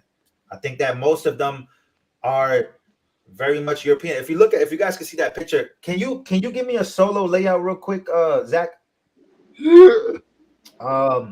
Once you give me the solo layout, it's so crazy because in this picture I'm actually wearing the Star of David. I don't know if you guys can see that. Can you guys see that? I will probably have to zoom it in, but in that picture I'm actually wearing the Star of David. Yeah, I see it Star of now on my David. TV. Yeah, somebody actually came up to me and was like, "Hey, you can't be Jewish, bro. You Spanish, like you Hispanic." I was like, "Bro." Lou, you look Middle Eastern. Like you look like you But could be my somebody brother, actually my told me cousin. you cannot be Jewish because you're Hispanic, and I just said, "Bro, we have an issue, bro. We have an issue. This I mean, I feel like he looks like a white supremacist, but that's just me. You know? Go ahead, Zach. Go ahead. Let's go, Zach. Give it to us, man." My views on the Middle East is that the people shouldn't be suffering because the government of both countries are dealing with evil like we are. We are all people, and unfortunately right now the evil wants to destroy within us. We need to fix our governments, but if we don't prepare ourselves and our minds first, then we won't prosper us. Right. And to add on to that, Zach, and to, sort of get, where'd Josh go, by the way? I know he was trying to say something, but he must have cut out. To me, I think the identity of it, what you could say, the identity politics or whatever, I think that's a huge part of our problem these days in 2023. And what I mean by that is, like, we're constantly worried about the labels. Whoever's here is here, right? I got plenty of family members that are on reservations right now. Plenty of Native American heritage within my bloodline that got completely fucked over, but they're not sitting here, all you white people gotta leave. You know what I mean? They just accepted it. I mean, unfortunately, they've accepted it. Don't get me wrong. I ain't trying to say it wrong like that. I'm just saying they didn't have no choice. So whether the Jews belong there in Israel or not, I don't know. I don't think that helps. I don't think that would help the situation, because even if you found out they're all European, they're all this, they don't even belong there, who's going to move them out? You know what I mean? At the end of the day, is there a solution to the problem that is being debated or argued, right? Like, if there isn't a solution to it, then really there's nothing that can be done. But I would say I do agree that the Jews, that is Jewish land, but it's Jewish Middle Easterns, not Jewish European. Right. See, me personally, I wouldn't even think over there would be the land, to be honest. I would think it would be somewhere in Africa, because Palestine. I mean, we all African. Look, bro, how ironic. Look, watch this. How ironic is it that Jesus, God, returns to the middle of the world? Right. The middle that connects. Think about, he could have went to Brazil. He could have went anywhere else. He went to the exact middle of the world. Right. That connects to Africa, that has some connections to Europe, that has connections to everywhere, right? He went to the middle of the world. Right. He didn't go to the far right. He didn't go to the far left. He went straight to the middle. So I think that is a very important part, because it does speak about his second coming being that of Israel. But it's just this, I don't know. It's a bit, I'm still studying this, but as I study it, I do kind of like, the main thing that kind of points out to me is the arguments being made. But I also, I'm gonna let you go. I don't mean to interrupt you so much, but I'm just very passionate. I'm very passionate about asking these questions. I think when I ask these questions, I think that I'm like trying to be exactly, Zach. You feel me? You gotta ask questions, bro. If you don't ask questions, you got it, dude. I ask all kind of questions. I just find that people's arguments to me are very like about the Bible. And I agree, because okay, if your arguments are about the Bible, then those people have to be about the biblical. They have to be biblical too. If the people you're arguing for aren't the actual biblical people that you're arguing for, then I think that those arguments are very sad. They're very bad. And once again, Jesus was a Palestinian Jew. People need to understand, just like there's Palestinian Christians. Like I mean, where's the proof on either side? If you ask me, to me, it doesn't matter. He's got. No, but here's why it matters, Ghetto, because the arguments, and I don't mean arguments like, oh, people have to kill each other over these arguments, but that people actually do kill each other over these arguments. I hope that that's not the case, but it is. But you have to get this in order, because when you get that in order, then you have the solution to the problem. The Hebrew Israelites say the moment that the real people of Israel return is the moment that Jesus returns. So I'm like, wait, what do you mean by that? Right? That's like a great question for me to ask you. So do you? Okay, so let me give you. Hold on, I didn't mean to cut you off, but I'm gonna. So do you think that, because what you're saying is like the Jews that are there right now are like the European, that weird name, right? Gazakan, or what's the name for the European Jews? Ashkenazi. Like, yeah, there you go. That weird word right there. So you're saying, and to be honest, it kind of clicks and makes sense. So if they're the ones that actually, because what, the British made Jerusalem a state or whatever in 1948? It was already Palestine way before minus this. minus that though. No, I know But minus that though. Jerusalem's the capital. When Right, Jesus right. was born, it was. No, it hold was on. Don't get away from my point though, guys. So that's what's said in history, right? Like the white people came in and said, "Y'all are a state." So to me, if they wanted, if the devil wanted to fake a fake second coming, couldn't he place these white Jewish people in this particular place, cause all these wars and all these problems, just so they can activate the blue beam, which is real, y'all? I'm just saying they're gonna give us a fake Jesus before they give us a real Jesus. Mm-hmm. To me, that would make sense on your point, Lou. Is, Oh, is wow. kind of what I'm agreeing with your Wow. point. Like, Wow, wow. Okay. do you understand what I'm saying? So they can set us up for that Mm-hmm. Project Blue Beam. So they can set, because Yep. we're believing everything we're seeing. I mean, what we're hearing, and so it would make sense. I'm not saying that I definitely agree with that or whatever. I don't know. Dude, have you read anything from Albert Pike, Lou? Nah, I'm not sure who is that. Write it down. Look, write it down. I guarantee you, he's gonna probably do a show about it. Like this motherfucker. Well, Oh yeah. basically, he predicted what had happened, and he talked about Israel and going to war against the Islamic place. But mind you, he said this back in the 1800s, before there was even an Israel people. Albert Pike was one of the founders of. Well, he was one of the most popular leaders of Freemasonry, and right, yeah, and a communist. And right. he wrote the communist manuscript, didn't he? He was the author of it, yeah, right? Yeah, and so for you to understand all this stuff that's going on with the one world everything, the New World Order and all that, you have to know who Albert Pike is. He was a Freemason, and he descriptively describes he says, we will come into power after the Third World War. And he described what World War I would be, World War II, and he describes what World War III will be in detail. And it is going exactly how he wrote it. Right, and that's the crazy part about it, Lou. That's why I brought it up to you, man. You should do something about it, man. I'm gonna definitely do a deep dive on your channel, because he was also a general in what was it, Arkansas or something like that. Yeah, in the Civil War. Yeah, he was head up there. So at the end of the day, what we can really be seeing everywhere is a script, a straight movie, as the way I see it. Like the world is the Broadway stage that has already been planned so long ago. Amen, Edward. Let me answer this question, Zach, because you know what? I love y'all to death, but it is a celebration. I love the question, and we are enjoying each other's conversation, because that's what it's about. To all you haters in there, but to all the other people that's wanting to party, Zach, we're gonna want to see 3 nipples here. You know, pretty soon. This is a party. You know what I mean? Look, this motherfucker got an alien arm with 3 nipples. I mean, I don't know. He might do some special things with that. I don't know, but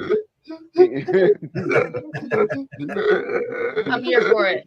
All right. Hold on a second, audience. I want to see. Y'all need to get a room, because I mean, hey, look, I'm just saying, my homeboy's right arm got some special powers.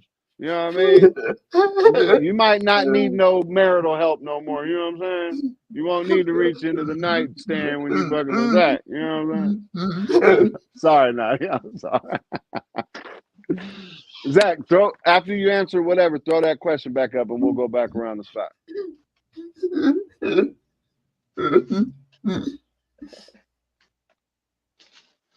Thripples. Oh, I gotta start using that word. I stole your word, shoemaker. You got thripples. They call them the human vibrator too. You know what I'm saying? Appreciate the questions, by the way, Lou. Absolutely. I don't know if anybody knows what's going on right now, but let me keep you guys updated. I'm actually watching this UFC fight, Pareda and Prochaska. I think that's his name. Big UFC fight. Donald Trump, Tucker, Dan Bongino, everybody's there right now. I just posted a video. It's actually going viral on my channel right now. Of Tucker Carlson. I literally posted it. Like, it literally happened 10 minutes before this live. I cooked it up. I uploaded it while I was on here. So shout out to Zach for giving me the good luck. But I haven't had a viral video in a very long time. Nice. It feels good. It feels good. Oh my God. Is he knocked out? Is it over? Oh, he ended it. No. Look, Zach came on I'll be screen quiet. like, fuck this dude. Handle it, Zach.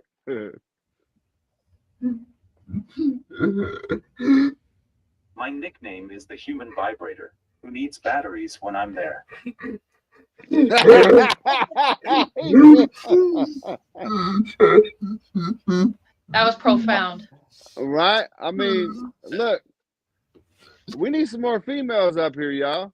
Miss Ghetto, go out to the store for a little while so I can flirt with some females, please. I'm just kidding. She can be sitting next to me. I'm gonna flirt with him. No, I'm just playing. What was that question again, Zach? Vibrate your ass over there and click the button up, man. So is it like a sonographer? Like you press a button for a word and then it links it all together? Or is it typed out like a regular? Left hand, yeah, his left hand works. You know, his left hand works like it's almost supposed to. Look, he went like that wasn't towards you, buddy. I'm gonna speak for him. That wasn't towards you. Sorry, that was rude. But that's just the man's motion. Like when we put our hands up there, it's like automatic. Oh man, I'm sorry. So it's typing letters. Yeah, right. No, his left hand does work the way it's supposed to for the most part. So he just, he'll get on his tablet and it's and by now a lot of his stuff like autocorrect, like a lot of his stuff can, since he's used it for so long, it does come into play. I think I have it. Oh, it's on my other tablet. But basically he'll just, he'll type it out and then that's what we're really looking into. So actually, Lou, if you could ever do a shout out, ask somebody if they know of what kind of technology to help Zach out to be able to speak to us straight on the live or straight in person, because it is limiting.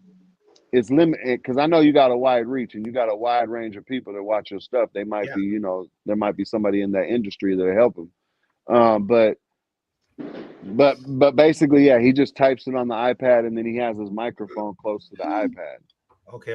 So, but he wants something to where he's, Flix, what was it? Hawking was just able to hit his eyeball on the fucking screen and he's able to talk to you, you know what I mean? So the technology is out there.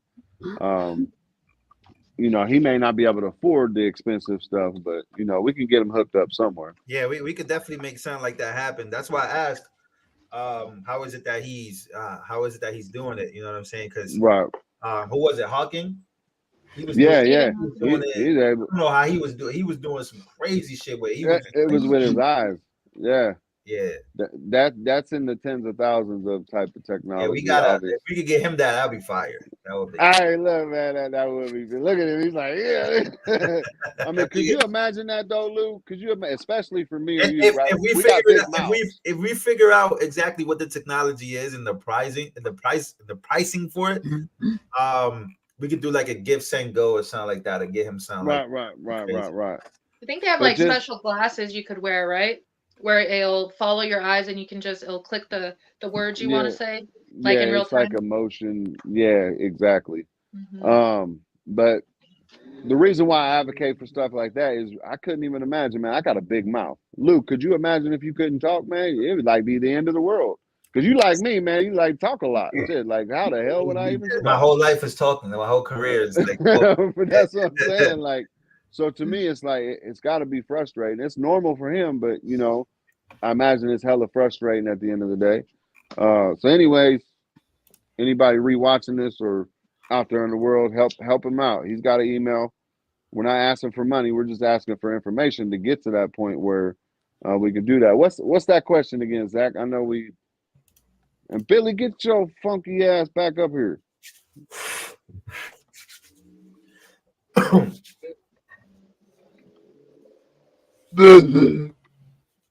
Is that the next question? Oh no, we answered that question. Thank you. No, I never got to answer it, man. Okay. Do you think you never let me answer my question? You started going by the Bible, and it's all your fault, man. And shut up, Miss Ghetto. No, I wouldn't. I wouldn't die if I couldn't talk. All right, for the future, what are you hoping that happens for the country and or the whole world?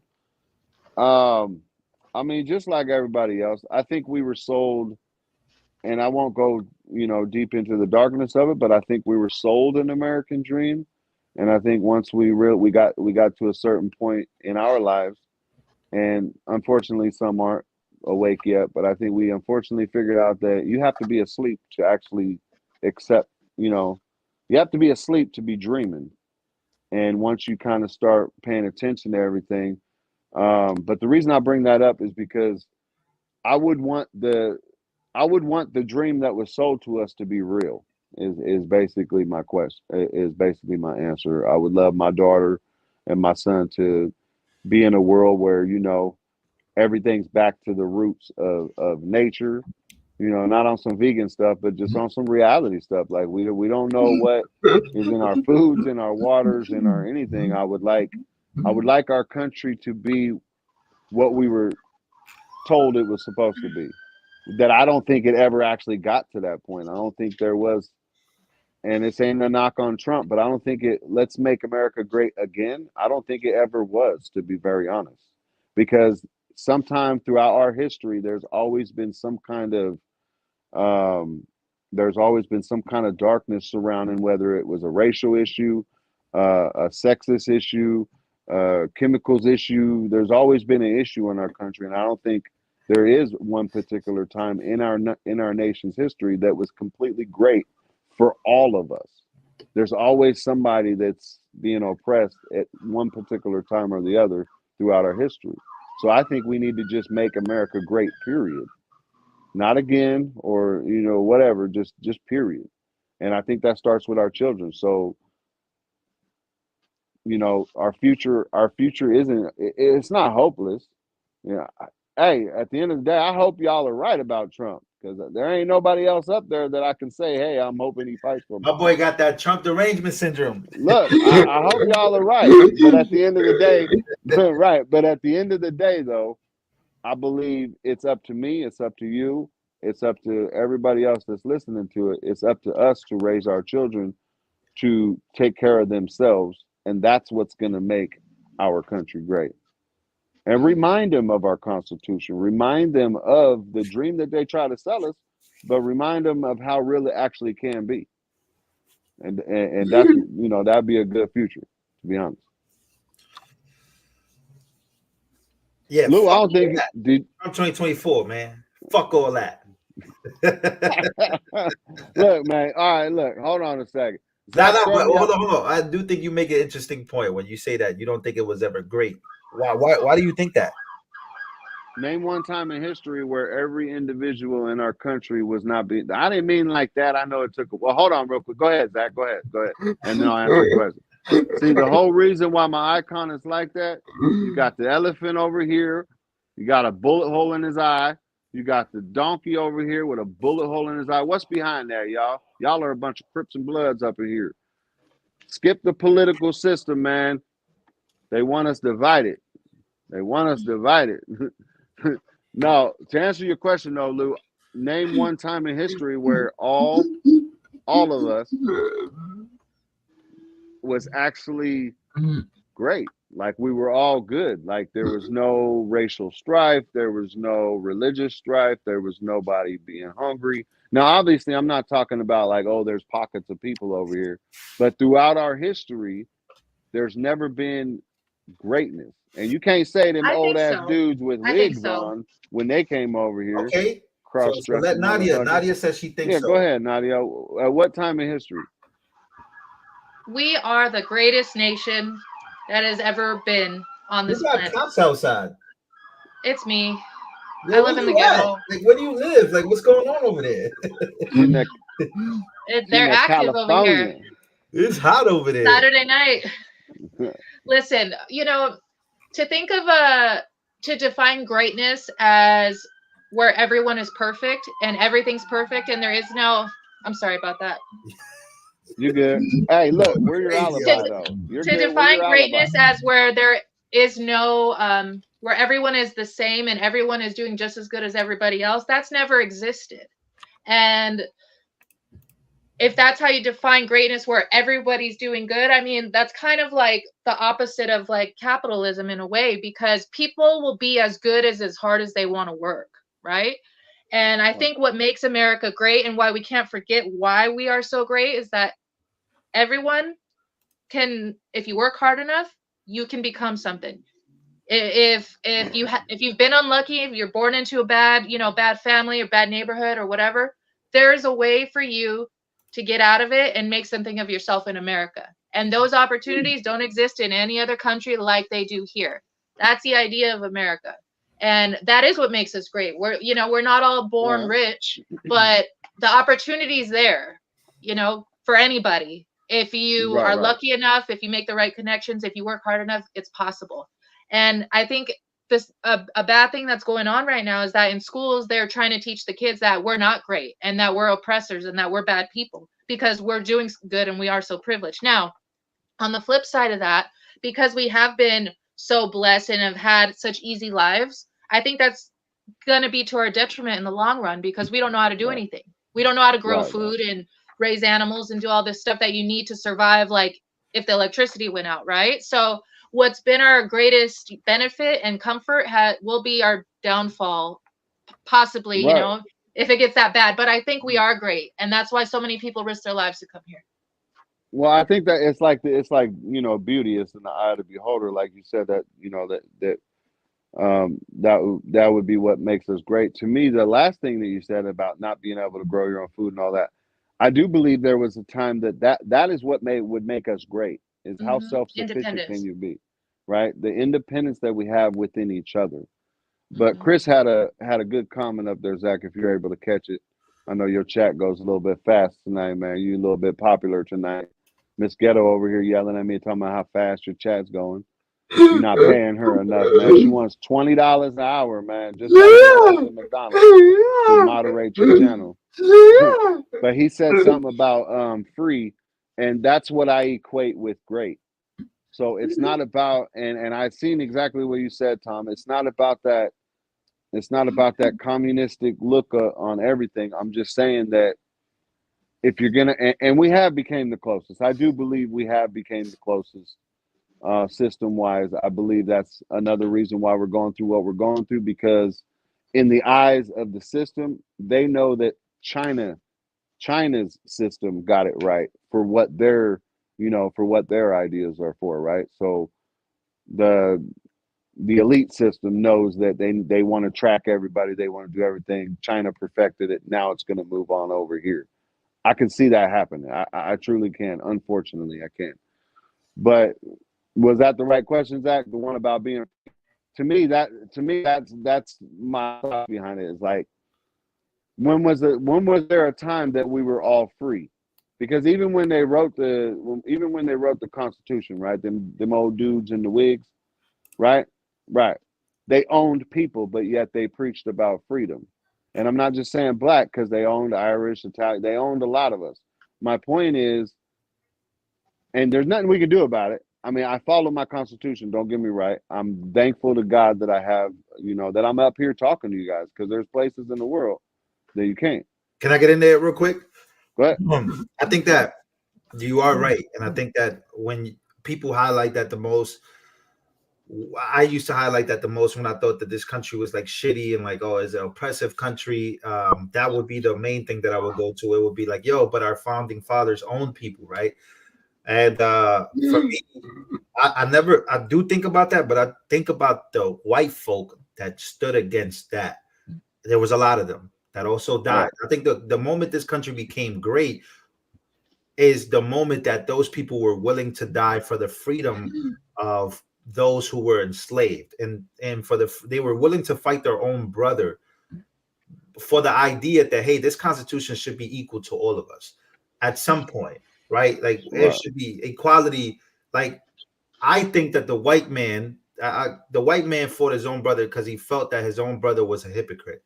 How do you say that this country is founded on Judeo-Christian values, but just Christian, not Judeo? This country was. I see what you mean, but this country was founded on Christian Judeo values. We say that all the time, right? But we don't even think about it. I got you. it's like under Christ, right? Christ-like country, but you own people. Right. So I think that eventually the white man decided to have enough common sense to say, yeah, we can't be out here owning people, right? At some point, we got to pick individuals. We got to pick common sense. We got to pick like humanity over power. And I think that when the United States took that exact step to do it, now I'm not saying the United States, even those people that fought for that freedom weren't perfect. They probably were racist. They probably were like, yo, it should just be us. You should not, diversity is not a good thing. And a lot of people do feel like that. But my argument is that the moment this country became great is when the white man fought its own brother and sister on that particular issue of owning people, the particular issue of equality, and the particular issue of moving forward with more diversity, or letting people in. Like, if we're gonna live like this, we should be able to share this with others. So I think that that's what made, in my opinion, America great, is that the white man stood to the white man and fought each other in a civil war for the ideologies of Christianity, and how should because people were beat, like black people were beat with the Bible, like by using the Bible. They used the Bible to beat on people.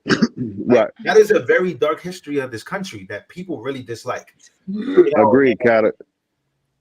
It does make so I get what you're saying, but I also get what Nadia is saying, as far as this country has had great moments where it was great and the people want to get back to that. But sometimes you don't know people what they like. No, but there are a lot of people out there that they do wish that they could go back to that time. Like, okay, man, like fuck all this diversity shit. All this is doing is ruining our beautiful country that was built by right. In my opinion, you still have people that think like that. Right. And for me, it's honestly hard to argue these types of questions, because I take history for a grain of salt, to be honest. I mean, history is his story.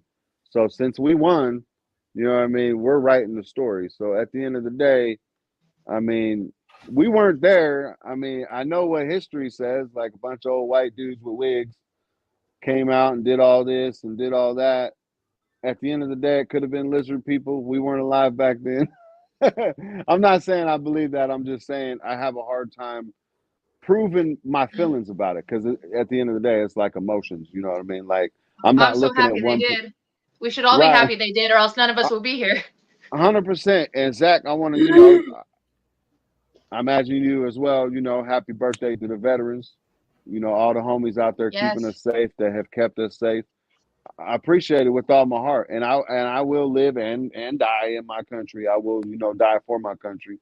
Problem is, at this particular time, I ain't dying for none of y'all. I die for my family and my property line. But but if we were all like that, then we really would be strong. Then we really would be great, because we're all self-sufficient. We're all fighting our own property lines. We're all fighting against the common enemy, and it's unfortunate that we think China and Russia is the enemy, which they are, don't get me wrong, but it's really the ones that are giving us these headlines, our governments. Those are the real enemies that people really aren't paying attention to. We're still half-assed looking at these dudes, the ones that allowed the balloons to just fly over our fucking land, the ones that threw a diaper on our face, the ones that are telling us warp speed and give it right here, and yeah, that was y'all dude. But all I'm saying is, system-wide, Zach gonna get me on that one. Look, he's gonna get me because I said Trump gave us the arm candy. He gonna get me on that one. But I'm just saying, it's been a system-wide thing, but it's not just been our country. It's been every country. Every country has been going through something similar, other than it's almost sad how fast it took for us to, though, because we're still a young nation, right? Look how fast it took them to dumb our society down and Only get takes us a couple away. of generations, one or two. Right. And we're so far away from that Christianity, whatever we were founded on, we're completely away from it. We're not allowed to have a Bible in school and all this other stuff, or any of it. I mean, from women's attire at the beach, now they just run around and freaking floss. You know what I mean? Yeah. And I'm not saying women, but what's up? I say it is pretty crazy that damn, now that I think about it, it's pretty crazy that this country was founded on this Christian idea, but they were so like not Christian. Like they were not Christian like. Right. They were not Christ like. That is a good point. We can never overlook that about our Millions, founding man. fathers. But I think at some point, people got. I don't even want to talk about this, bro. I think, but I'll bring it up. Like the other day, I mentioned that the reason why a lot of people look at socialism is because they look at Jesus as a socialist. They compare Jesus to being socialist, where he was more giving of himself to others, selfless, extremely selfless. And capitalism kind of contradicts the Christianity thing to a degree. I think that's a good argument to make. I'm not saying that I want to live that way or anything like that, but I think when I said that Christ was socialist like more than capitalist. I understand what you mean. Yeah. You understand what I mean? We don't want to live that way. We don't know it. In the Bible, it says that if you're not willing to work, you don't get to eat. No, absolutely. But I don't think right. But socialism doesn't actually mean that either. That's the argument that people give me as far as like for communism. That's like extreme socialism. Yeah, socialism is more like selfless, like you're willing to give that, but it's never really gonna work. It never has worked throughout. Socialism always comes before communism. So it's like socialism is communism, but with a smile on its face. Yeah, but what I'm saying is that people make the argument that there's a lot of reasons why people think that Christianity in a capitalistic society is hypocritical. Right. I'm not saying that it is, because I actually do follow your arguments where you have to work hard for what you want in life. You cannot just get things fed to you. I think that socialism and communism go hand in hand with what people that are lazy always want communism. Like if you look at all these American kids that are growing up talking about, communism this or socialism, they just didn't do it right. You always hear them. They didn't do it right. So all those hundreds of millions of people that got killed, they did it wrong. They did it wrong. So that's kind of like, but go, Zach, what's up? Go ahead, Zach.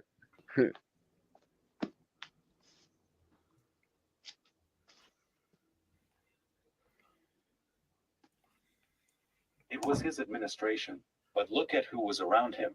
He had a backstabbing VP. See, I know that it's still the system, but he didn't have the right people around him.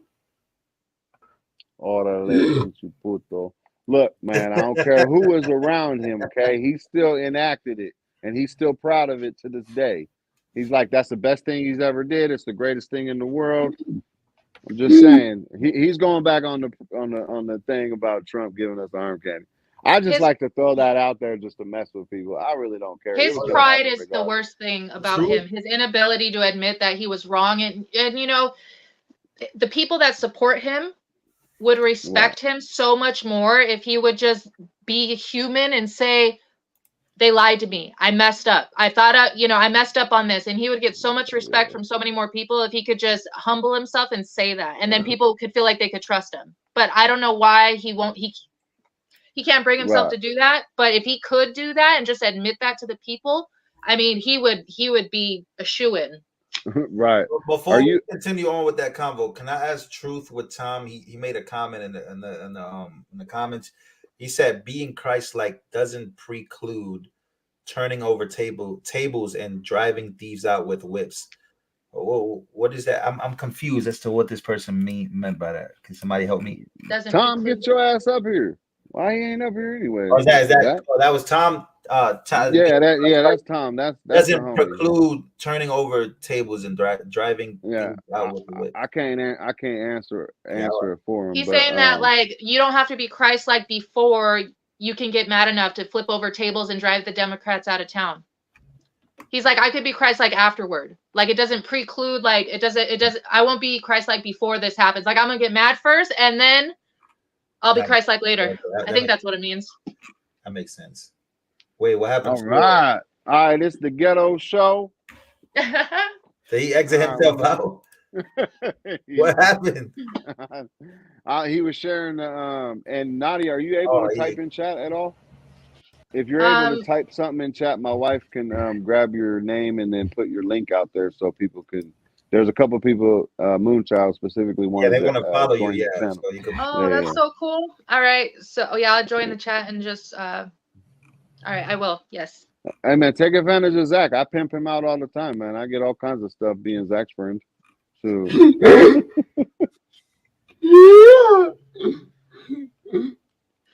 and remind people what they're here for as well, Zach. Because I mean, I know we go on these tangents and conversations, but you know, hey y'all, if you want to give it, I mean, you can say what you say, Zach. But if y'all want to give a donation to one of those things, he's gonna do a giveaway tonight to some people in chat, and to what is there? 5 people that you're gonna give something out to, and it's probably got something to do with prepping, gardening, stuff like that. You know, it's a cool thing to do, and you helping this young man out. Come on, y'all.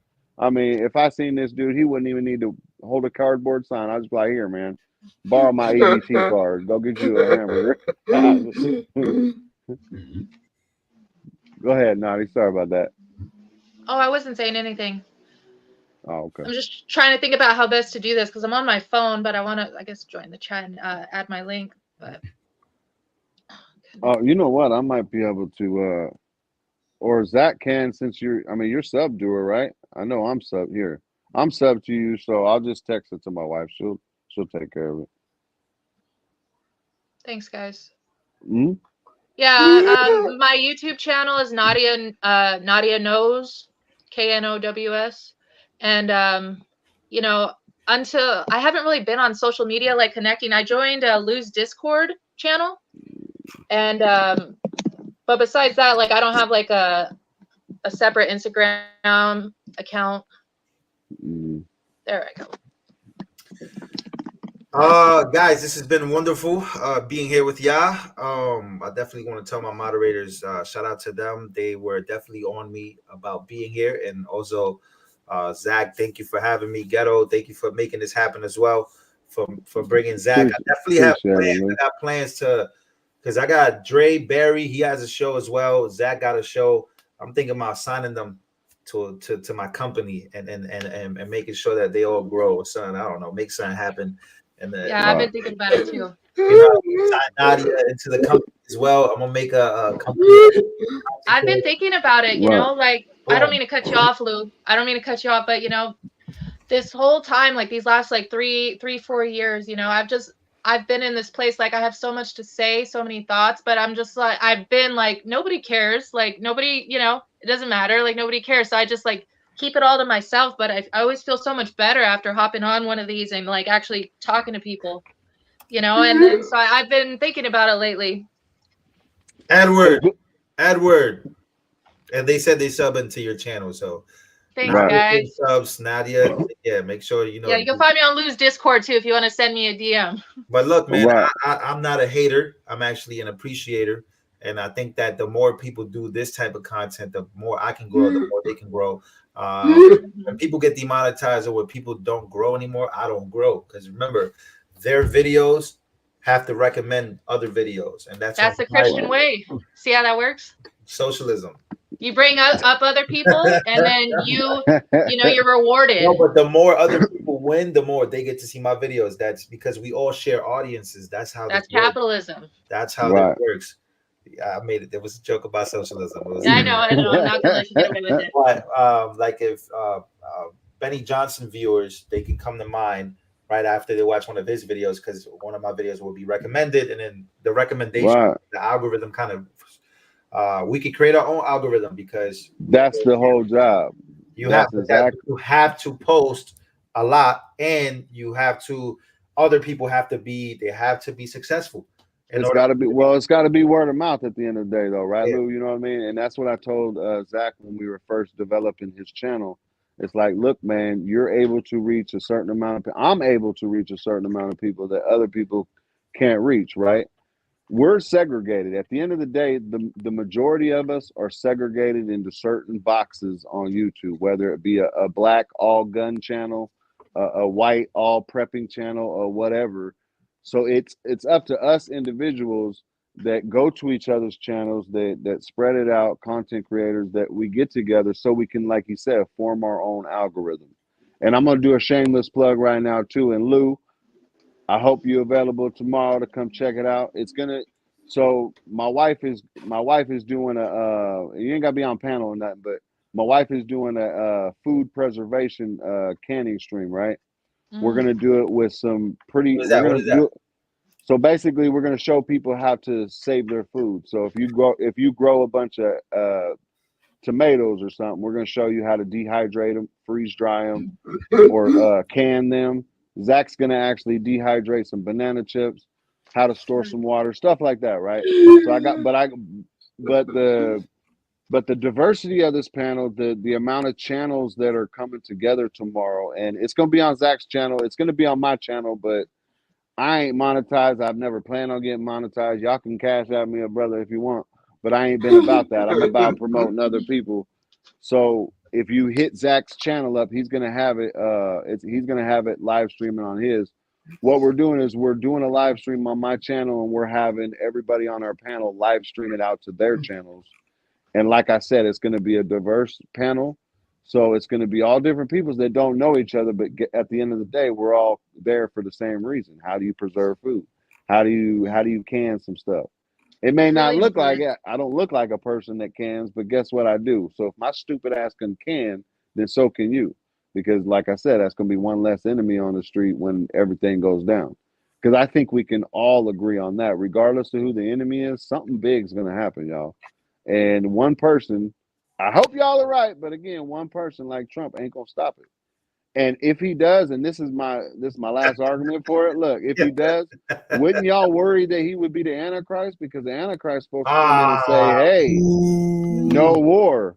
I'm just saying. I'm not saying he is. I'm just saying, Lou, that's a good argument because the Antichrist will come in and stop all wars and stop everything. So if Trump comes back in 2024 and all of a sudden there's no war anywhere, I'm gonna be worried about my people that ain't saved. But anyways, I ain't trying to jump into that. I ain't trying to call them that.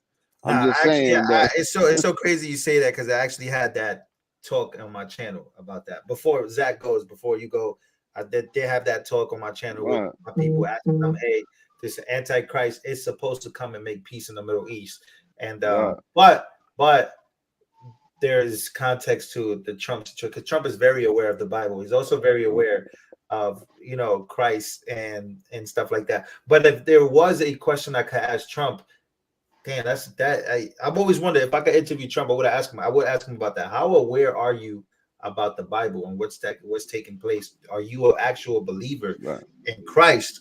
And are you an actual believer in Revelations? Because my man, it seems like you're playing a role in this, like some way how. But yeah, that's a good point. I'm gonna write that down because if I ever get to interview him, it would be that question. Are you the Antichrist, sir? No. Whoa. Mr. President. I won't ask him straight up. And I don't think he is. I genuinely don't. Tom, I love you. I genuinely don't think he is. When I think of Trump and the Bible and Revelations, I think of him as the trumpet that rings, like the trumpet itself. I always think of as Trump, like even through, that's who he is to me because he's the one who's been sounding off all this stuff. He's been warning people this and that and saying this is going to happen, that's going to happen. So I think of Trump as the trumpet, not an actual person. Right. What was you gonna say though, Zach? I know we kind of all cut you off. My bad. Mostly me. For the people who want to donate tonight, down in the description or Nightbot will drop all of my donation information.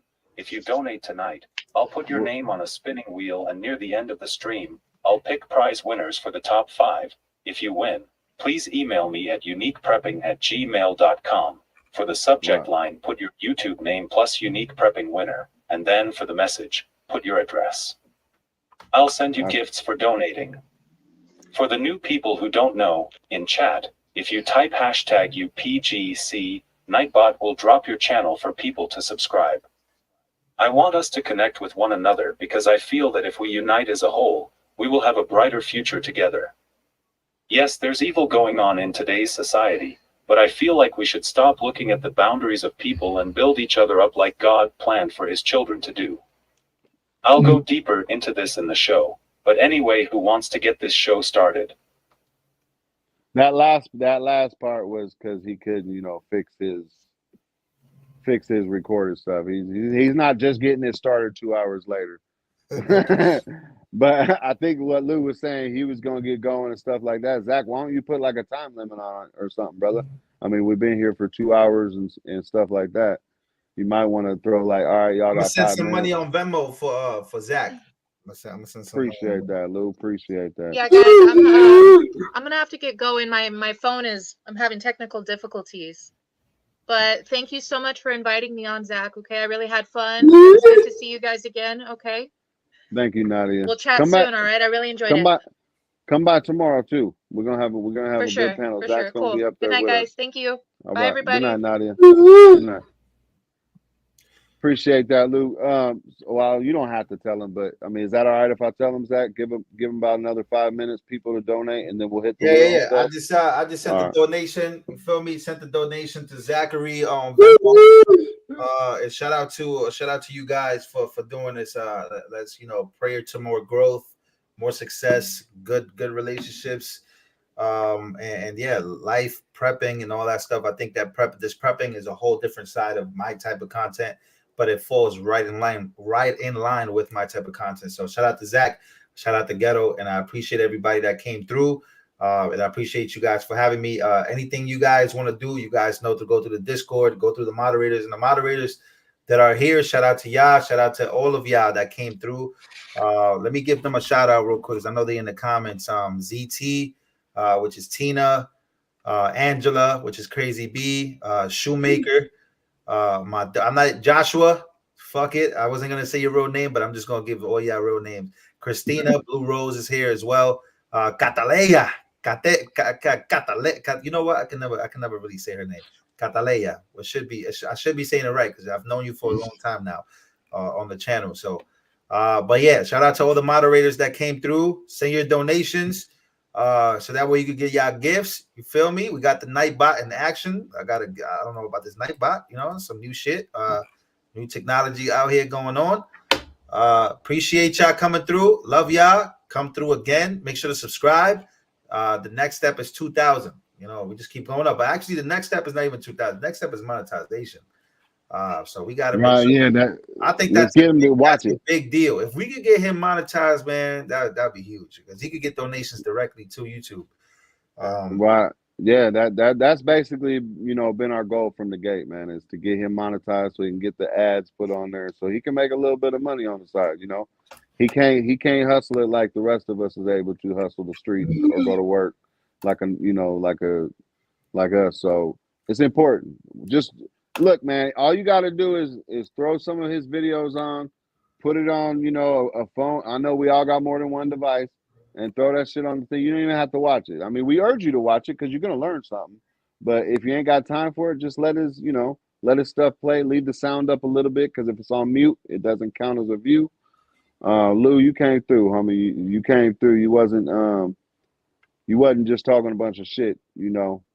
I knew when I had him come up there, I knew what you was gonna do, homie. And I definitely appreciate you. Will. Listen, I appreciate y'all, man. I appreciate y'all for showing love. I think that people that show love and show that type of loyalty, I think that's the best part about this, and showing that loyalty. Like I said, I see a bright future for him. I know he's gonna keep getting bigger. You feel me? Even eventually, just on his own, he's gonna get bigger. You feel me? Because of exactly. So we'll see what the future holds for all of us, and I'm pretty sure it'll be something dope. But I appreciate y'all, man. I'm gonna get up out of here.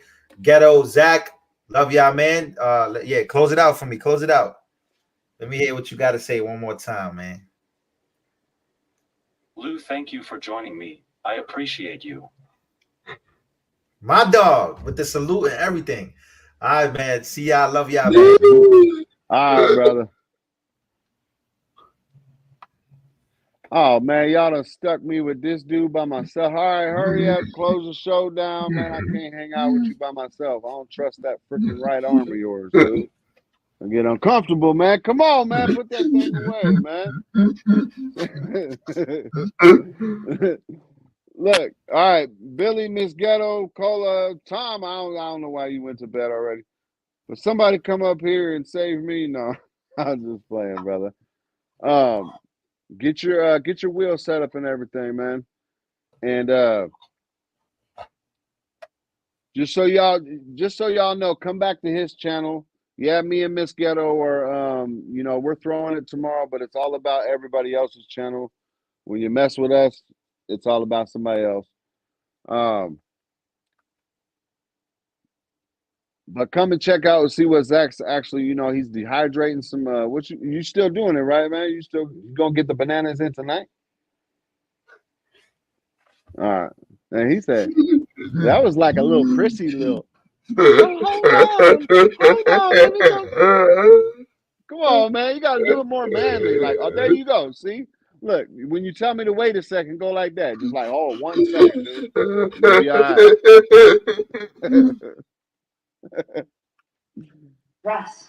Hey, what's going on? Silverback, what's up, brother? Hey, what's going on, guys? How you doing, man? I'm good. That's right. Sometimes, it's I came on for a reason. I want to tell you that since I met you, Ghetto, you brought me into Zach's life. So I follow behind Zach. Zach going live. I follow, and just lately, I just been going into the chat and saying that I'm there. But since I met Zach, I've been following Zach. A lot of things Zach do, I like a lot. That's right. I've been a troll. I've been trolling. It's like a lot of people like me, myself. I have not been there to. I don't. Sometimes I sit there and he might be on for 2 hours, an hour, whatever, and I turn it on, and I have my live on watching, but I don't be in the chat, or you might not know I'm there, but I'm there. So I came on to say that since you came into my life with the prepping and everything, I've been around with the prepping. I have not done anything as for physically, as for how can I say growing things, but I have I always keep like 100 pounds. It's gonna sound crazy, 100 pounds of rice, beans, dry beans. I got so much dry beans. I probably got 200 pounds of dry beans. That's where I started too, man. That's exactly where I started too. I have 55-gallon plastic water tanks with water in it. It makes sense to you though now, right? Yeah, it? exactly. You know what I mean? I have like 10 propane tanks filled. Now I tell people, I try to explain to people, propane tank, an empty tank is more expensive than filling the tank. Right. Yeah. Right now, I'm in Georgia. So a propane tank right now in Georgia, right, will cost you anywhere between $45 and $65 for an empty tank. Nice. To refill a tank, Yeah. costs you $15, $20. Right. Yeah. But as for growing food, like stuff like that, it's hard for me. I can't get into it, and I love the prep. I love the prepping stuff, but I have a lot of prepping things, but I have not gotten to the deep prepping. But I have a lot of prepping stuff. Right. As long as you get into the knowledge of it, though, you know what I mean, Silverback. Like just learning, just paying attention, because that's how I started, was in the gardening. Right, I just started paying attention to what these people were talking about, and then we progressed from there. But I learned it first before I even did anything about it.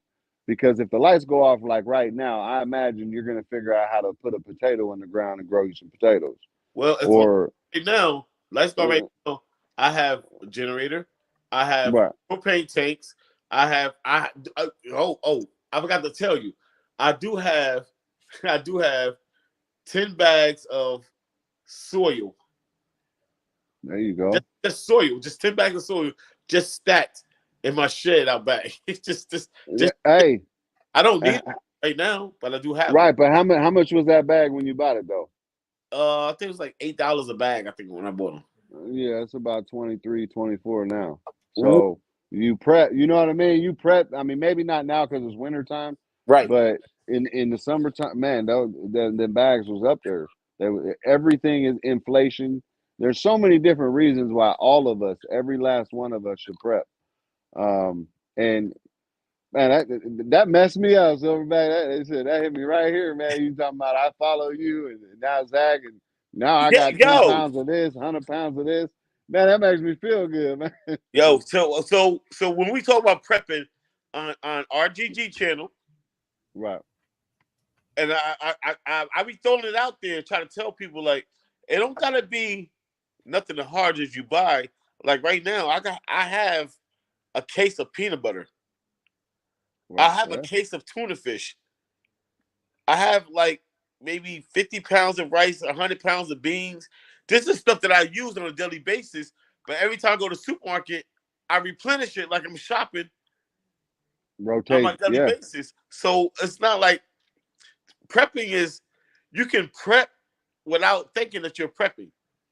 Right. So, You just get a little every time. It's rotating your pantry, man. right. So basically, what You, I'm saying is that I want to be able to, I don't want to come on the channel. Like, I don't know how to come on the channel and say, like, guys, like, we don't need to prep hard. But if you think about how you're prepping, you can prep not knowing that you're prepping. right. Yeah. And it doesn't even I mean, I believe we're in a certain time to where I think a lot of us just need to stop procrastinating and go out there and get that 100 pounds of each. You know, Start there and then build up, because I mean we're at crazy times right now, right? I got But for you what's and up? watch this. Do water go bad? It depends on where you keep it. No. If you buy a case of water in the bottles, do it go Right. bad? It says it goes bad in like a year or so. It depends on where you keep it, the amount of plastic that leaks. Keep your water out of the sun, and don't Right. keep it in any place where it's gonna be warm or hot. Just keep it in a moderate place. So if you buy a case of water and it costs one case of water, the cheapest water you can find would cost you just say $3.50 for a case or $4 for a case. Right. When you go to the store, buy a case that you're gonna use daily basis. You use water. Buy 2 cases. If you use half that case, next time you go to the store, buy 2 cases like you normally buy 2 cases. Yeah. And if you buy a case every time you go to the supermarket, if you spend $3 or $4 or $5 to buy 1 case of water, and you do that, just say for 3 or 4 months, you will have 20 cases of water prepped, ready to go. Now, what you do is that you rotate that water. Exactly. It's all about rotation. It's not about just buying and putting in a garage. Exactly. You're gonna use it, because why would you want to buy stuff that you're not even using anyways? Because look, man, when I first started, man, I got a whole bunch of stuff that is still in there under my bed, canned ham and all kinds of extras that I do not eat personally on a day-to-day basis. Yes, sir. But I'm over here like a 10-year shelf life. Throw that in the cart. Throw that in the cart, and I'm, because I was panic buying is what I was doing. Panic buying. But watch and that. the reason What's I that? told you about the rice and the beans. Mm-hmm. It's certain things that I do buy. I don't just buy them because of how can I say prepping. I buy because these are things that I do normally eat, but these are things that you can use essentially. Okay, like dry beans. One pack of beans, 1 pound beans, and 1 pack of rice. You know how long that go? Yeah. You know how far that go? Especially if it's just Zach. you. Yeah, exactly, Zach. Exactly. Now, I also tell people all the time. I have right now 20 pounds of beans and 20 pounds of rice in a bucket. There you go. Guess how much I pay for the buckets? For like $5. Where'd you get the Home $3. Depot? Home Depot. I Home got the Depot bucket one. with the lid. Bucket with the lid. So I got rice in one bucket and beans in another bucket with the lid snapped down on it. So people's like, yo, like my family, why you have that in the bucket? I said, listen, one, rice don't go bad. The dry beans don't go bad. Something happened, I'm good. Right, as long as it's sealed up in something, because it does go bad in the sense of like weevils if it's a and stuff flood, like that. I could take the buckets and bury them in the yard, in the dirt, Right. it's still gonna be good. I got five 55-gallon plastic jugs, plastic gallon containers with water in it. But I have the purifiers, I have everything I need. So I try to explain to people, you don't have to spend a lot of money. You don't have to spend a lot of money to prep. No, you don't. Pay attention to what you're buying. Pay attention to what you're buying, and you can buy things that's cheap that you can help you preserve or use as for prepping. A pack of beans cost you what, 99 cents for a 1 pound pack of beans? Right, and they stretch. You know what I mean? Like they stretch. So 1 pack of beans for 99 cents. 1 pack of rice for 99 cents. The package, they 1 pound a piece. You can feed 10 people with the piece for $2. For $2. Right. But hey, When I'm gonna come to prepping, I feel you guys. I love you guys for it and everything. But I try to explain to people, you don't have to lose. You don't have to go so deep in your pockets to prep for the simplest shit to help you and your family move on. they're expecting it to always have DoorDash, man. That's what people they expected Uber Eats and go to the restaurants and go. They're not understanding that all the money and most Americans, right, in 1 week of fast food or whatever, they could have 6 months worth of food because, like you said, it's not that expensive. And especially if you know how to preserve and stuff. And I hope you're there tomorrow. We're gonna do a food preservation live stream, and I'm gonna have it streamed out on like 5 or 6 different channels. Me and my wife are gonna. I really don't think I have you. I don't think I have, but I will tonight. After tonight, I definitely will have you. I work Sunday, Monday, Tuesday, Wednesday. I work 4 days a week. I'm off Thursday, Friday, and Saturday. Oh, okay. Well, if you're able to listen in, or check the replay on Sundays, so I'm home 3 days a week. But right. I don't jump on everybody live. I jumped on tonight because I was sending myself. I was like, damn, I want to send some fucking money. Oh, damn, my bad. I want to send money, but you good. Find the Cash App. Somebody got to show Zach. Zach, if you give me the finger, it's gonna be me and you tonight. Somebody needs to show Zach how to put the cash in the live. All right, hold on. Give me one second. I got you.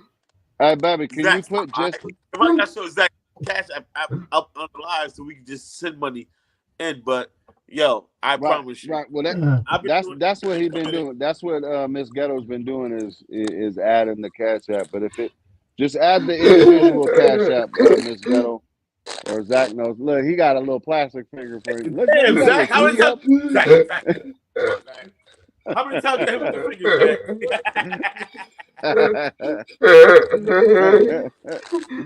finger, No, Zach, he's done a great thing with his channel, man. He's done everything I could hope that he would do. He was, he started out. I just want to prep, etc. And right. is that me that's going crazy or that's him? Yeah, move you around, Silver, because you like we got ET up here or something. You have nah. Jack to Hey, Silverback, go back to the same. Go back to the same spot you was at. Like Zach. I don't think you hear it.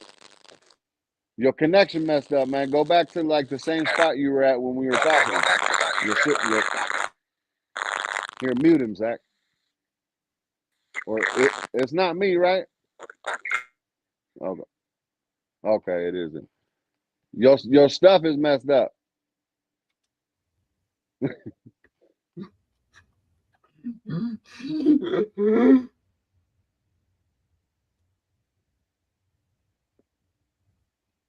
Your stuff is messed up.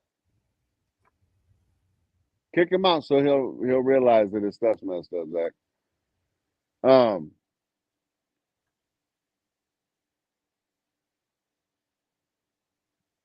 There you go. Put Ghost comment up there.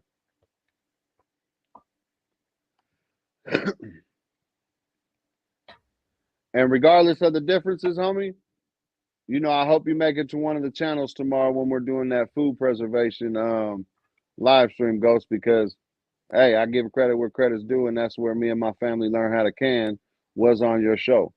And now we're able to bring certain communities together and do a canning live like we've done several other times. But basically, that's what it's about. That's what I'm in the community about. It's all about reaching people and teaching people, learning from people, etc. Did you kick him all the way out, Zach, so he'd have to come back? No. All right.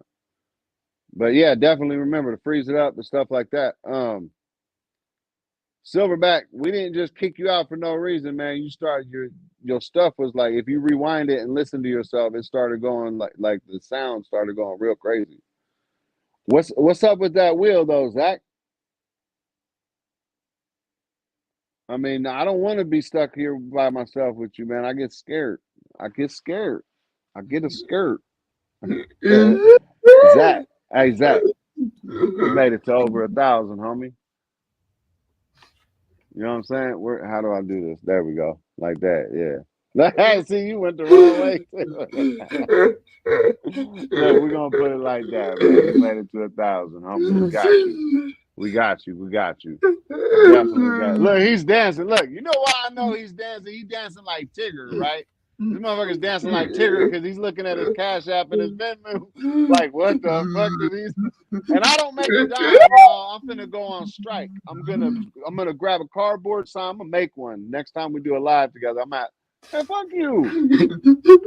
My tears are real. Look, man. I'm proud of you, Zach. At the end of the day, I'm proud of you. I appreciate the recognition. It's definitely not needed, dude. I'm proud of you. You know why me and you are brothers. That's all that matters. That's all that ever mattered. I ain't trying to get all gay in 2023 over here, but I'm just being honest, dude. I love you. I love you like a real brother, and you know that. And I think you deserve everything that comes along with Miss Ghetto. Can you put just his Cash App in there, please? I think that's why he might. I think that's just the Cash App, Miss Ghetto, not the other ones. Just delete it. Delete the other parts before you paste it, please. I just want to let you know, dude. I'm proud of you, man. Straight up proud of you, dude. I really do. He just wants something to click, y'all. So just, you know, Miss Ghetto, actually put my Cash App. First off, I don't know why the hell you still pimping me on here, man. A year later, look, I already got you. I was kidding. Yeah, we did the diatomaceous earth stuff, man. That's a good prep to have, y'all, with the diatomaceous earth. Get you a whole bunch of it, straight up. He gonna get your Little Debbie stash. You like Little Debbie's, man? I don't like little. Yeah, I don't like. I can't. It tastes too artificial to me, man. I can't really. I can mess with the little oatmeal cookies. Those ones are good. That's about it. Where's that wheel at, though, man? Hurry up. Come on.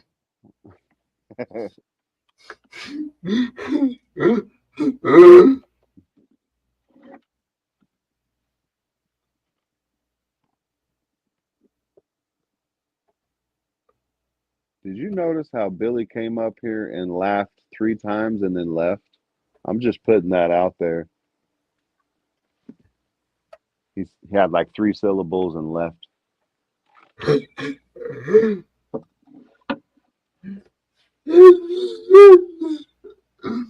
I don't eat Little Debbie's or Little Dibbles. Silverback.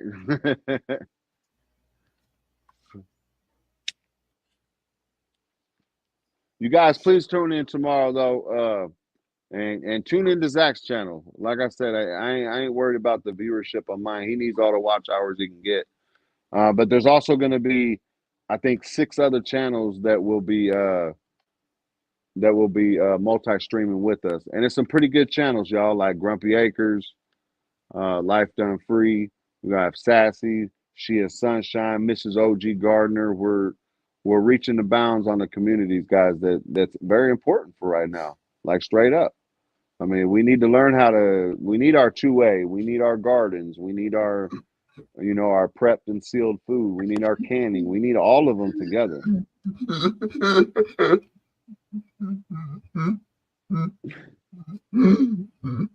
I mean, you got your cape on right now, Cola, because you sounding kind of like a Captain Saberhaw. I'm just saying, he ain't even got time. You just come in there with your cape on and save him.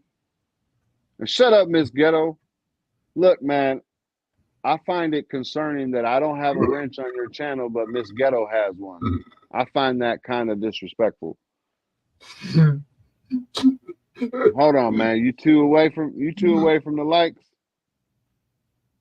Hey, man, break me off some of that Cash App, and I'll get you 2 more likes. $10 a like. What you think? All right, look, man, 2 for 20. I'll get you 2 likes, man. $10 a like or 2 for 20, which is a better deal, right?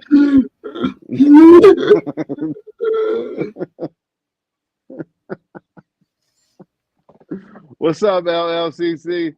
I did Footloose, thank you.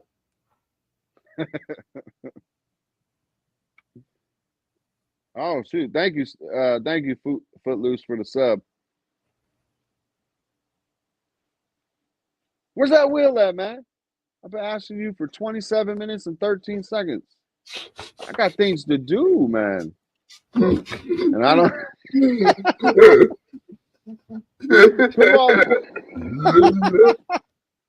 Come on, man! Don't bust out the Tigger tail, man. That shit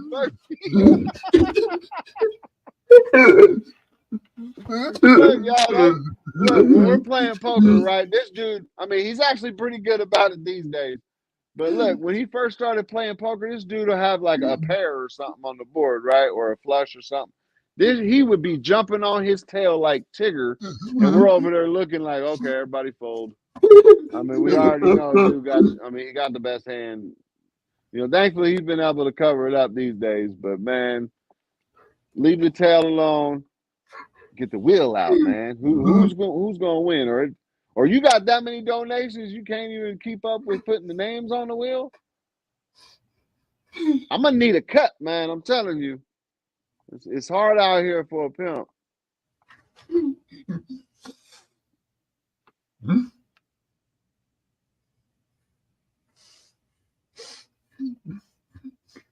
Hey, Independent Mini, make sure you come to one of the channels tomorrow. Come to our panel tomorrow.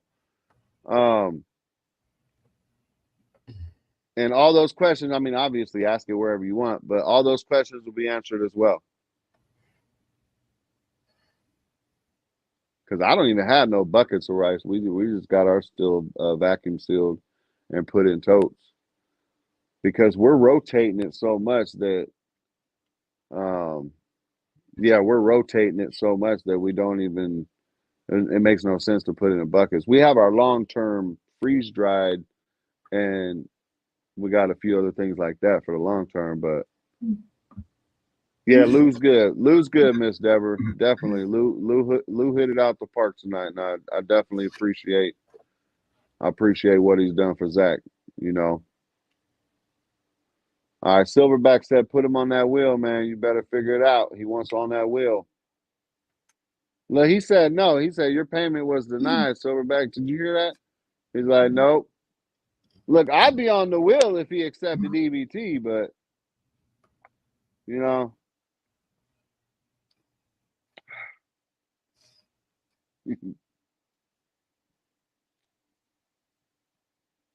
No, that's what I meant. That's what I meant, Minnie. Either way, I mean, it's an open invitation if you want to join us. Because the more communities that are connected to it, you know, that's what it's about. And man, it's gonna be good tomorrow too. I usually always have a good panel. Go ahead, brother. You don't get a cut. You don't do tech support.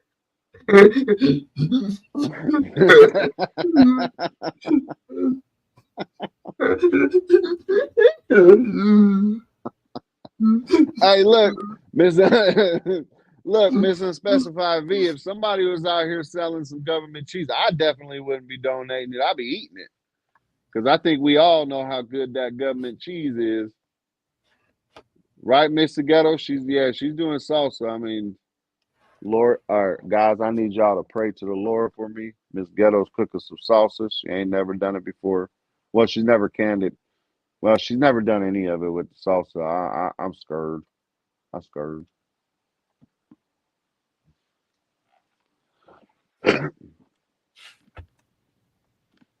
Look, man, stop with the StreamYard and do the wheel. Move it along, sir. You only have look. You only paid for 2 hours. We're already at 2 hours and 31 minutes. This is overtime. Silverback government cheese is the best cheese for everything.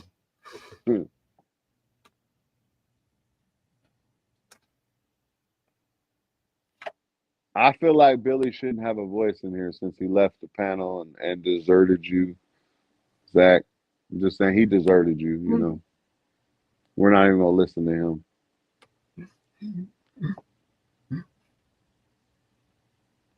Can you check? I'll check Walmart for the Earth tomorrow. Oh, that like, wait a minute. Oh, that does sound good though, LLCC with some homemade guac.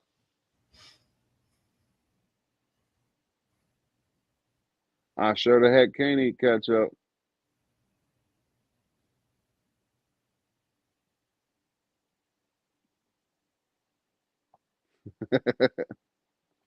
Now, I actually do like salsa on one thing, and it's the craziest little recipe, but it's a bagel.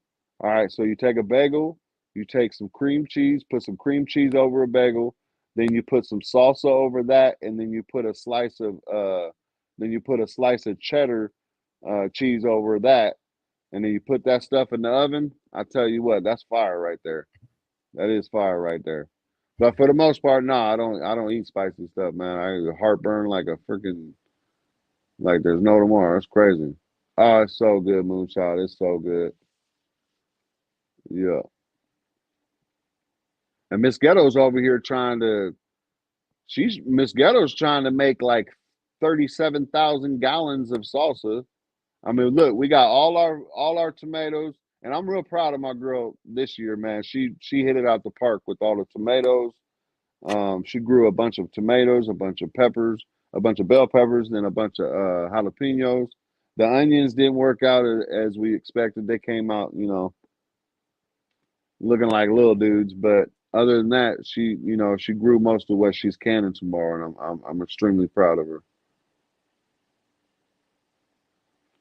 Bam, we got that 100 likes, homie. 100 of them. Check you out, Zach. See what I tell you, man. You hang around me long enough, man. Fine folks, come up while I get the wheel ready. Say it again, brother. Could one of you fine folks come up while I get the wheel ready? I mean, Miss Ghetto, you can jump up there. I'm just saying. I prefer it be a female. I have to, you know, invite Miss Ghetto first, right? You know, it's my married wife and stuff, but you know. Dude, you're good, man. Well, you don't want me to take over your channel while you're doing the wheel? You worried I'm gonna just burn your channel down or what?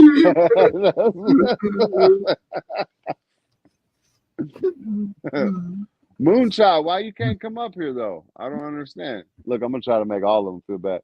I'm kind of sad Cola didn't make it up here tonight. You'd think, you know, 1,000 subscribers, that'd be, you know, like, hey, good job, little buddy, or something. You know what I mean? I'm just saying, not even that. They can't even come up and say that. I mean, that's disrespectful. Nah, she does all that. Hoot owl. I don't do the. Her and my daughter's gonna be doing it. Look, look. See, she says she don't want me touching any of it. For the most part, Silverback, it's rice, beans. What else we got up? Man, we got chickpeas. We also grow our herbs and stuff like that and dry them out. I mean, I know you said dry goods more like, and we We got all different kinds of beans. Man, what else we got?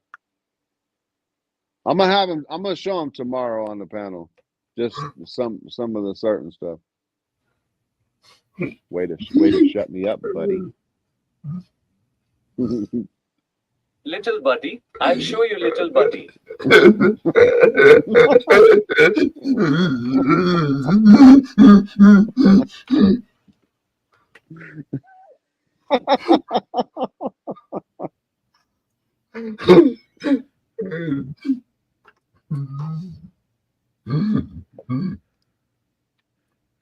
No, man, go ahead and do this nigga. All right, man, I'm out here. This motherfucker. No. What's up?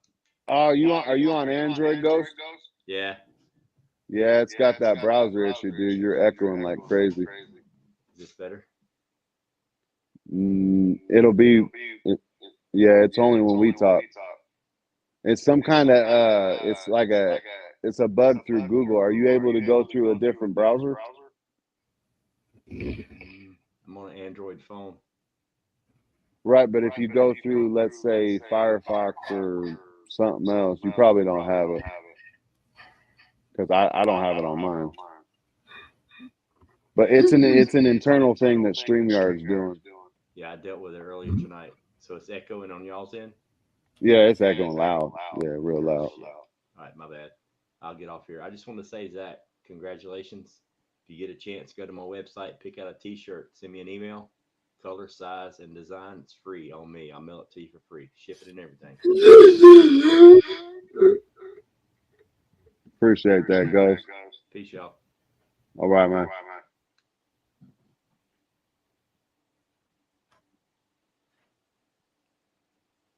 No, it's not that problem, Footloose. For some reason, there's some kind of bug between Google and StreamYard. Cola, can you get your ass up here and have a conversation with me and tell me how great Trump is, and I'll actually agree with you, so Zach can go and do this freaking wheel. Somebody get up here. I mean, we gotta beg people or something. Y'all want to see his third nipple or something? For whatever reason, he wants somebody up here with me so he can go do the wheel. And I appreciate you trying to get up here, Ghost. Somebody with Cola's the only one I know that's got a computer out there, because even Miss Ghetto, I can't have Miss Ghetto come up here neither, because all she got is Android phone too. Let's stop playing with your nipples, man. I agree, Hoot Owl, and I probably will. See, I'm trying to look out for him. I'm just saying. Yeah, it's something that they're supposed to be fixing it, but between StreamYard and Google, there's some kind of bug there. I kind of would like to have Garrett up on the panel, huh, Zach? What you think, man? He probably got some big old titty, you know what I mean? I'm thinking, he's one of those. Yeah, I'm thinking maybe. We'll never know though, right? Because he'll never come up here. I'm just saying, I would come and prove my manhood if I was you, just to, come up here and say, look, Garrett, I'm just fucking with you, man. Now, what the hell? You do that shit, Zach. Look, man, I will burn you. All right, man, go do your will. I'll handle it myself. I guess my friends really aren't my friends. I'm just saying. Look, Silverback, I'm trying to. He doesn't want to leave me by myself, apparently. I don't know. See?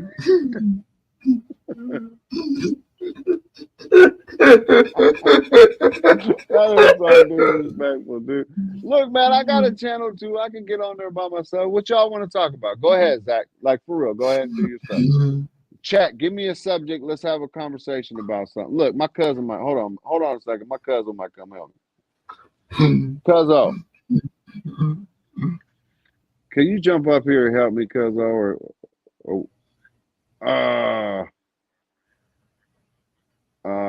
Well, let me call you back because I'm in the middle of the live. All right, later.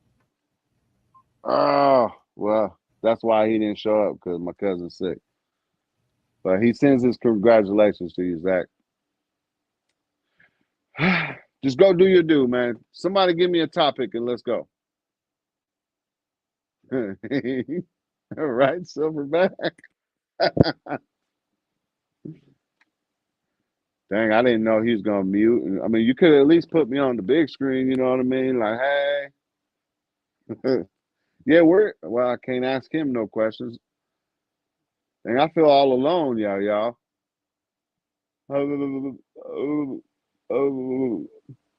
Was did infantry not able to show?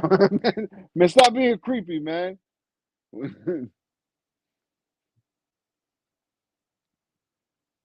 I'm genuinely what. Why don't you come up here and ask me, Billy? Like, legit, y'all are pissing me off, man. I love y'all, but y'all are pissing me off. Somebody should come show me some love, because I don't want to be uncomfortable by myself up here. Shut up, Miss Ghetto, and stop talking to him, or you're sleeping on the couch. No, it's not, though. It's not dangerous. Like, anybody, give me a topic and let's have a conversation so Zach can go do his stuff.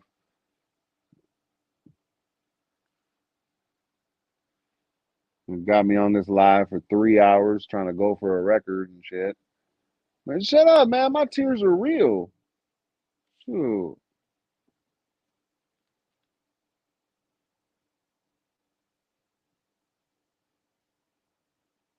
I'm all about the gun, man.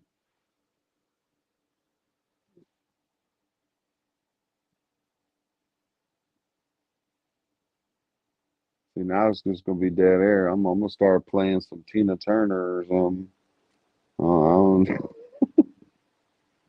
Look, y'all, I'm gonna try to jump up here on my other phone just to keep myself company. So, I mean, living with Miss Ghetto, I'm already talking to myself. Man, go away, man. Go do your do, man.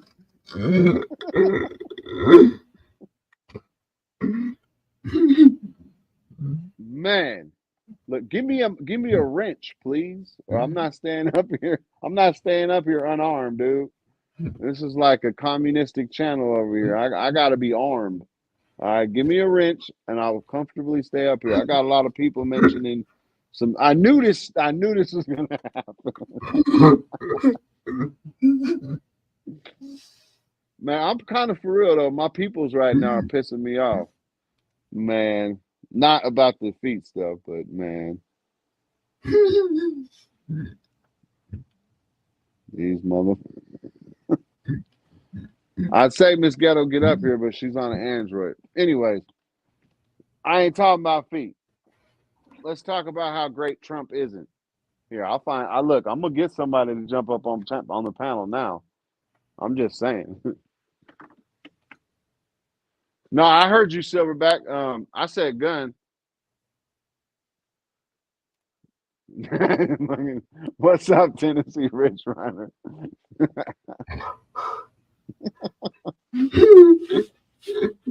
I feel like you got a bunch of childlike. Oh hell no! I'm out of here.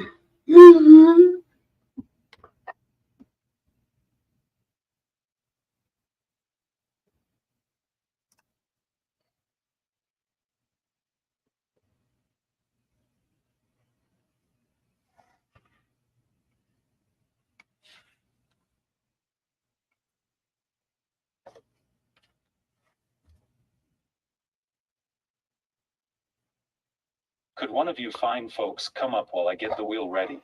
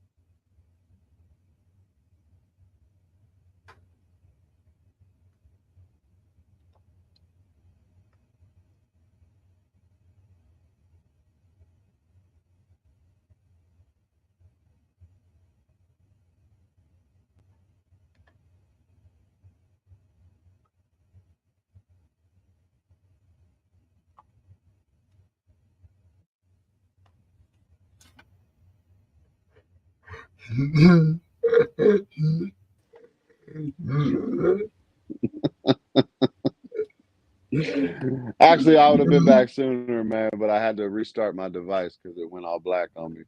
I was after I left, though. I legitimately left. Leave your crusty ass toe feet to yourself, man. Shoot. Now you got the wheel ready or no? What's up? I'm probably Thank gonna you, echo. Cole. Do I echo? Nah. Well, I'm on an Android. That's kind of crazy. Yeah. Yeah, you're echoing. We can hear. We heard your background too.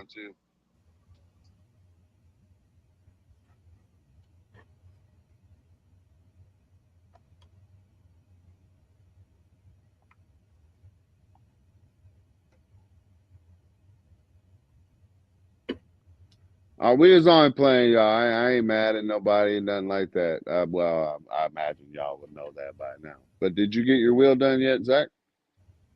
Yeah. All right.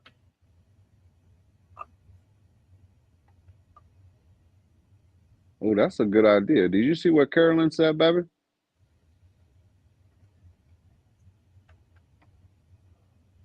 About how do you make your own Epsom salt, though? Oh, you got to use Epsom salt as a spray, add essential oils to it.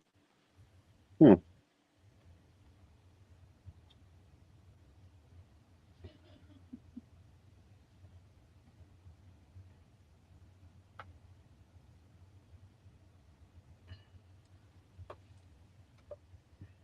You can't switch over to your laptop, Cola?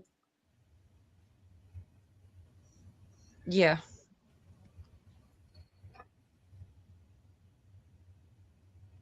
You got Silverback on there, right, Zach? No, I'm tired. All right.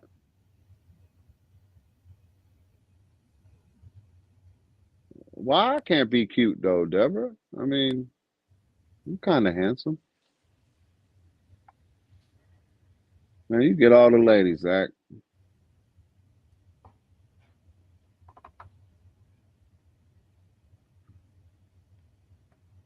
Yeah, you guys definitely go check. And we didn't promote his channel that much. I know the moderators did, and I appreciate that, Blue Rose.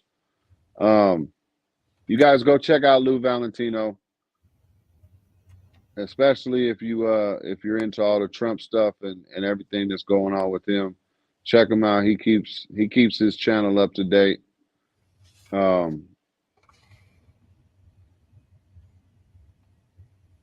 He's definitely got a good channel though, and I appreciated him for the fact that because when I went on his panel, I came out swinging and not in an aggressive way, like an asshole way, but more in a way of how I'm trying to say this. Basically, I was telling him, like, I don't like any of the contenders or any of the politicians, etc. Can somebody type in chat and let Hudal know that he's behind in the video? Because he's over there talking about stuff like 10 minutes ago. But anyways, Lou allowed me on his panel, and to the people that don't know Lou, he's got a fairly good sized channel. He's got about 1,000 to 2,000 people in his channels, in his channels, in his chats. He's a fairly good sized channel. He's got about 350,000 people, but for a good reason. You know what I mean? He's got a good channel. But anyways, they accepted me for the conversation that I had with them, is my point. So even though they're just Trump supporters, a lot of them are. They're not the disrespectful white trash fucking Trump supporters that give the MAGA or whatever a bad name, which I personally believe they do. The white trash ones are the ones that give legitimate Trump supporters a bad name.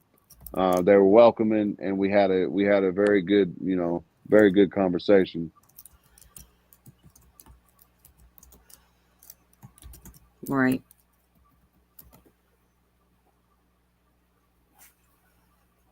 You always try to make somebody feel bad. I don't ever do live streams. You already want me to come tomorrow, and then you're gonna be like crying tonight, trying to make me feel bad. I wasn't trying to look. It wasn't actually directly aimed at you. I definitely appreciate. Thank you. See, that's who it was aimed at right there. I wasn't aimed at you. I was aimed over there. You totally said my name and was like, "Well, you only want to know I got a computer."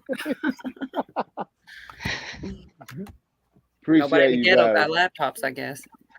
Man, were we just spinning? I thought I saw a wheel spinning. Right, we're getting there. So, was there only 4 donations tonight, Zach? Dang, all you freeloading mother! I'm just playing. I'm just Some good. Hey, that's some good luck on getting them. You can spin it, I guess, but shoot, what I would do is I would take the names and just send what you got to them. You know what I mean?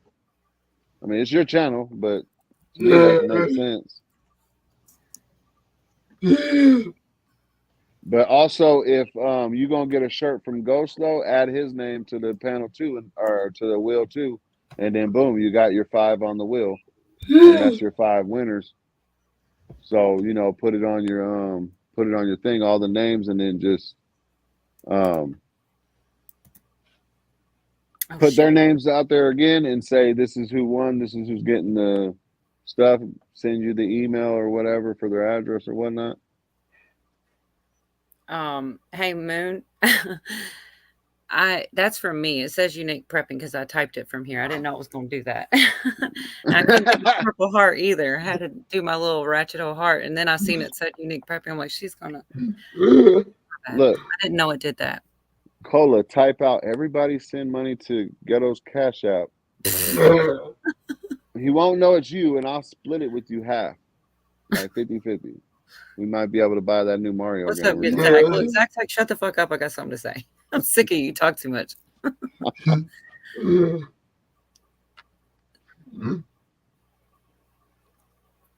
You checking out what Carolyn said, though? She got the Epsom salt get down. Ooh, let me see. Can I do the one thing? Let me see. Carolyn. I did it. Look, that's the only fun thing about being up here. She said that's the only fun thing. That's messed up.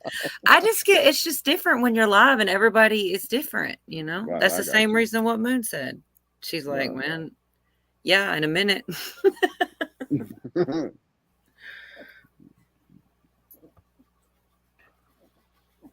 Man, Epsom salt been a staple in my house since I was a kid. Like every time we had a sprained ankle, hurt arm, whatever.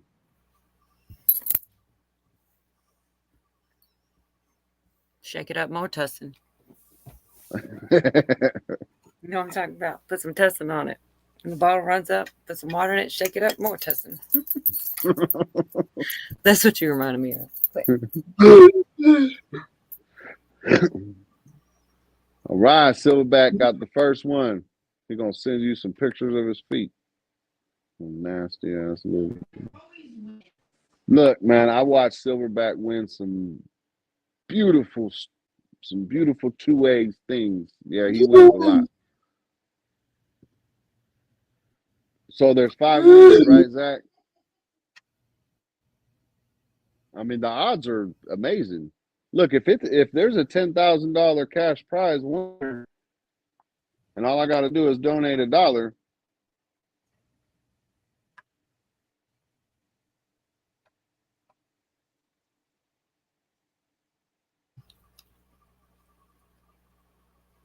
Yeah, I think Moon's trying to say she's not drunk enough yet. The only time she says she get on panels if she's been pretty drunk, right? Yeah.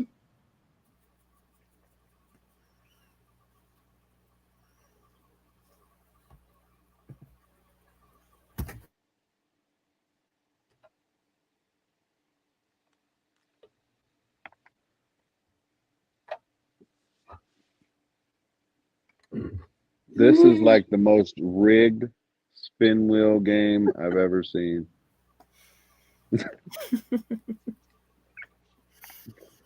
Let's ask the chat. What sounds good with burgers, y'all?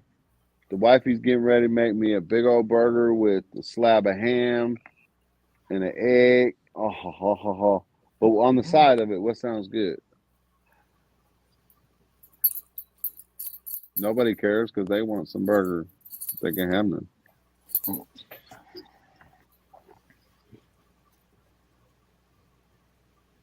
Whatever comes to your mind, baby. Whatever's easiest. Knowing you, it's tater tots. Hey, man.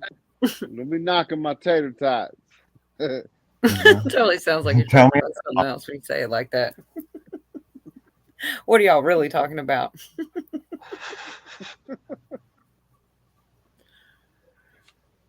Hi, Glamis. No, I mean, you're not too late. I mean, late for what? Yeah, that's what I'm talking about, Carolyn. I've been craving burgers all day, and I'm not craving tots. You're rhyming. I'm not craving tots. Trying to freestyle in here in a minute.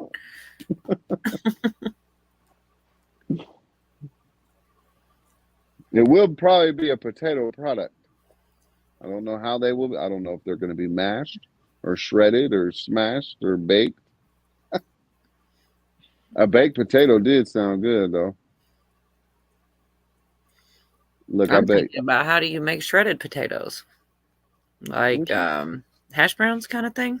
Yeah. I bet you Ghost sits down when he pees. Yeah. I am a top man, Silverback. Thank you. Look, Ghost. I mean, the spinny wheel was rigged. I'm just saying. It was like the most rigged game in gaming history. There was 5 winners. What's that? Again, brother?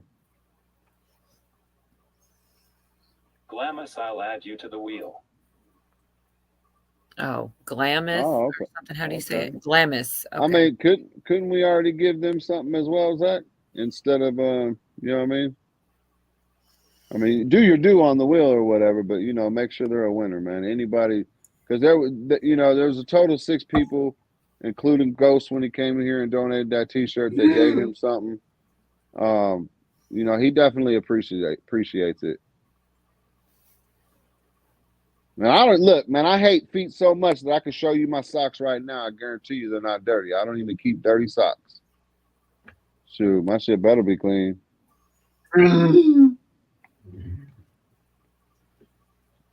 But hit Zach up. I'm sure that's probably what you're typing. I mean, you want me to tell him? All right. Hit Zach up, y'all. Hit him up in the email. Everybody that's won, everybody that donated, basically what Zach wants to do is he wants to send you guys an item. I imagine it's a prepping type item. And accept it, y'all. Straight up accept it. He's giving out some cool stuff. Thank you for having us back, pretty much. I want to thank everybody, dude. I mean, we're going on what 3 hours now, but I just want to thank everybody just for subbing to your channel, for giving you the time of day, dude. And I'm gonna kind of be your voice right now, but so forgive me if I overspeak my bounds, but I appreciate everybody for hanging out with him. And I don't know how I'm gonna be able to articulate it, but it means a lot to Zach to know when you're speaking to him, and this goes to 100% of his subscribers. When you're speaking to him, you speak to him like a grown man, because he is. And that's why you're here, and you're actually learning something from him. And at the end of the day, when you love somebody, or when you're teaching somebody, or you're learning from somebody, it's regardless of what they look like, what they sound like, whatever. The fact that you learned from him, that makes his day. It doesn't just help you, it makes his day. It makes his life, because that gives us purpose. You know what I mean? It really does. And for me myself, when you learn something from me, or from Cola, or from anybody, it's all about teaching and learning from each other. And it's what I wanted to say earlier, but to me, that is what makes America great. That is what makes and keeps our country great within us, we the people. When we're helping each other out, we're reaching somebody, they're reaching us, because you never know who can teach you something, right? You never know, but as long as you're always willing to learn something. And I just want to tell the 1,000 people that's in here, I appreciate it. I personally do. And I know Zach will tell y'all he appreciates you, but just me as his brother, I'm right here in my heart with it, guys. I definitely am. There was on. He said, "Spin again." He Well, said tough. pay it forward, so give it away Right, again. Basically. right. Yeah, give it. Find somebody else to give it to, Zach. But there is no spinning again. Y'all are the only. Y'all are the only people. Or double up on one of the other people. You know what I mean? Yeah. Do whatever it is you want to do, brother. Exactly. Each one teach one. Most definitely, Silverback. And I don't know, man. I don't even know if there is an end. Y'all understood my point. I definitely appreciate it. I mean, dude, you've had 40 plus people in your chat all night long for 3 hours, Zach. You got over 100 likes, man. If I don't get my cut by the end of the night, man, okay, you're gonna have to.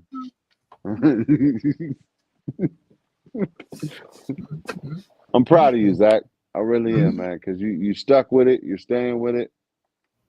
Definitely proud of you, brother. Now, monetization is next, y'all. Straight up, start watching his content, please. So he ain't got to be up here begging for donations. He makes money off them ads. I'm sure he'll still be begging, though. He's a natural beggar. I'm just playing. I'm just playing, brother. Thank you, Miss Deborah. And yes, definitely come back tomorrow. Yeah, LLC. That's how he communicates at home. Actually, is he uses sign language. When he's rolling through the blood hood, he knows how to throw up a blood. When he's rolling through the crip hood, he knows how to throw up the C.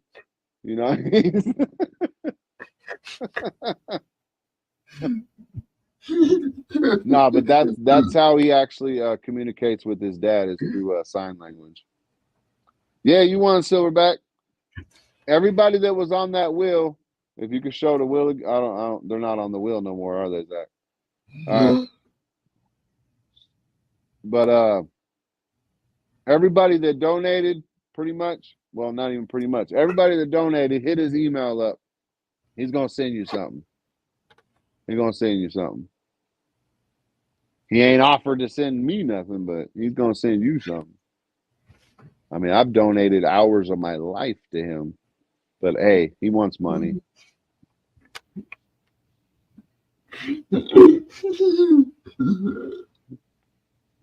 Wrap us up, brother. I'm hungry, man. I gotta go get some food. What you doing, man? You killing me, Smalls. You see that? Dude, come here. Come here, dude. Watch me.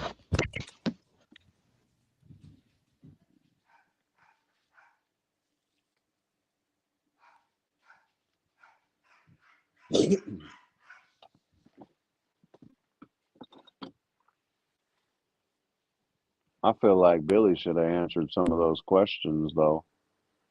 Just saying. What do you hope the future looks like? No one cares about your feelings. That's right. I feel like you were able to just duck out of all them questions, making my brain hurt having to figure out an answer.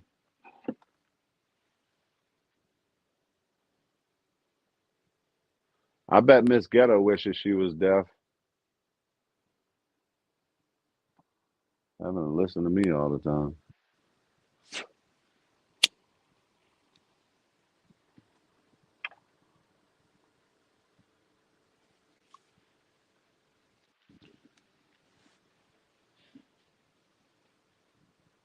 Cola, you gonna be? I mean, I ain't trying to put. So it sounds like you're gonna be there tomorrow, right, Cola? Unless something tragically goes wrong. I'm working towards it. I got my little canlets today even and all that, but I'm just worried something's going. I just don't want to say it and something goes wrong. But I'm right, but no, I got it. Right, nice. It's gonna be fun. I was kind of using that as a segue to talk about it a little bit more, but it's gonna be nice, guys. It really is. We're gonna have several communities all together under food preservation conversations. It's gonna be a lot of education, a lot of learning. I mean, you can never be too old to learn something. And hey, we all got to eat, so you know it's gonna be some good information out there.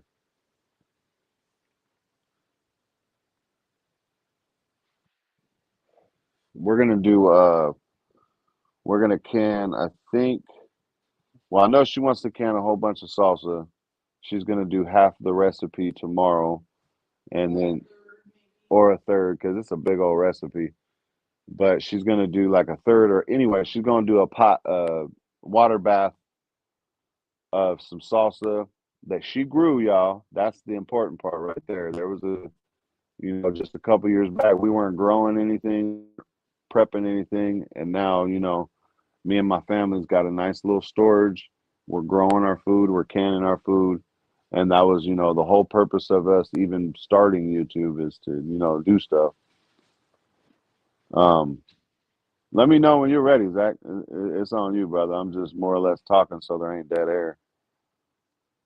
Because Billy refuses to answer the important questions. Just saying. Just going to bring that up real quick. I wonder if he would answer it if I asked him in this voice. I must have missed the question. You always talk about old stuff. He does do that. No, they were questions that were thrown out in like 3 hours ago. I'm only messing with him. Ain't nobody want to know his answer of the future. It's probably got freaking Trump flags everywhere or something. Every household will have a Trump flag. Everybody will paint themselves orange. Yeah, you have to get your hair cut like him. Can somebody, Cola, can you answer me that? Why is hair like that? Hair like what? Why can't he get a haircut? I mean, you're asking me what Billy's doing? I mean, no, not Billy. I'm talking. Who? I'm talking about Trump, doofus. Why are you gonna ask me what Trump's doing with his hair? Like, why don't you ask them? Well, I don't know. I'm sorry, I totally wasn't paying attention. I totally thought you were talking about me. You see how she got mad at me for not paying attention? Oh, my bad. If I had one question, I would ask them that. Like, dude, why not get a haircut? Like, I don't understand you. Guess that'd be my only question. You're good, Zach. Go ahead, I mean, brother. it's working for him, you know. I don't know why he would have to. Man.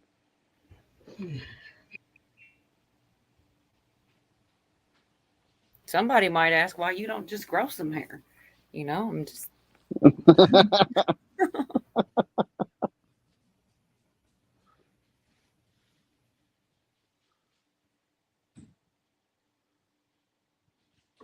Everyone who came out for getting together and celebrated a wonderful milestone, thank you from the bottom of my heart.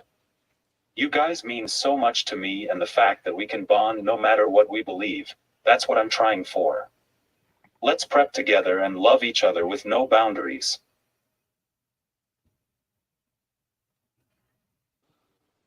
Awesome. Amen, brother. Great live stream tonight, Zach. And really, over 1,000, brother. That's what I'm talking about, man. I knew you was gonna get there. There you go. Look. Put yourself on big screen and do the Tigger hop, brother. Come on. I think all 1,000 of us deserve to see you do the Tigger hop. Look, y'all, this is when he gets inside. Like,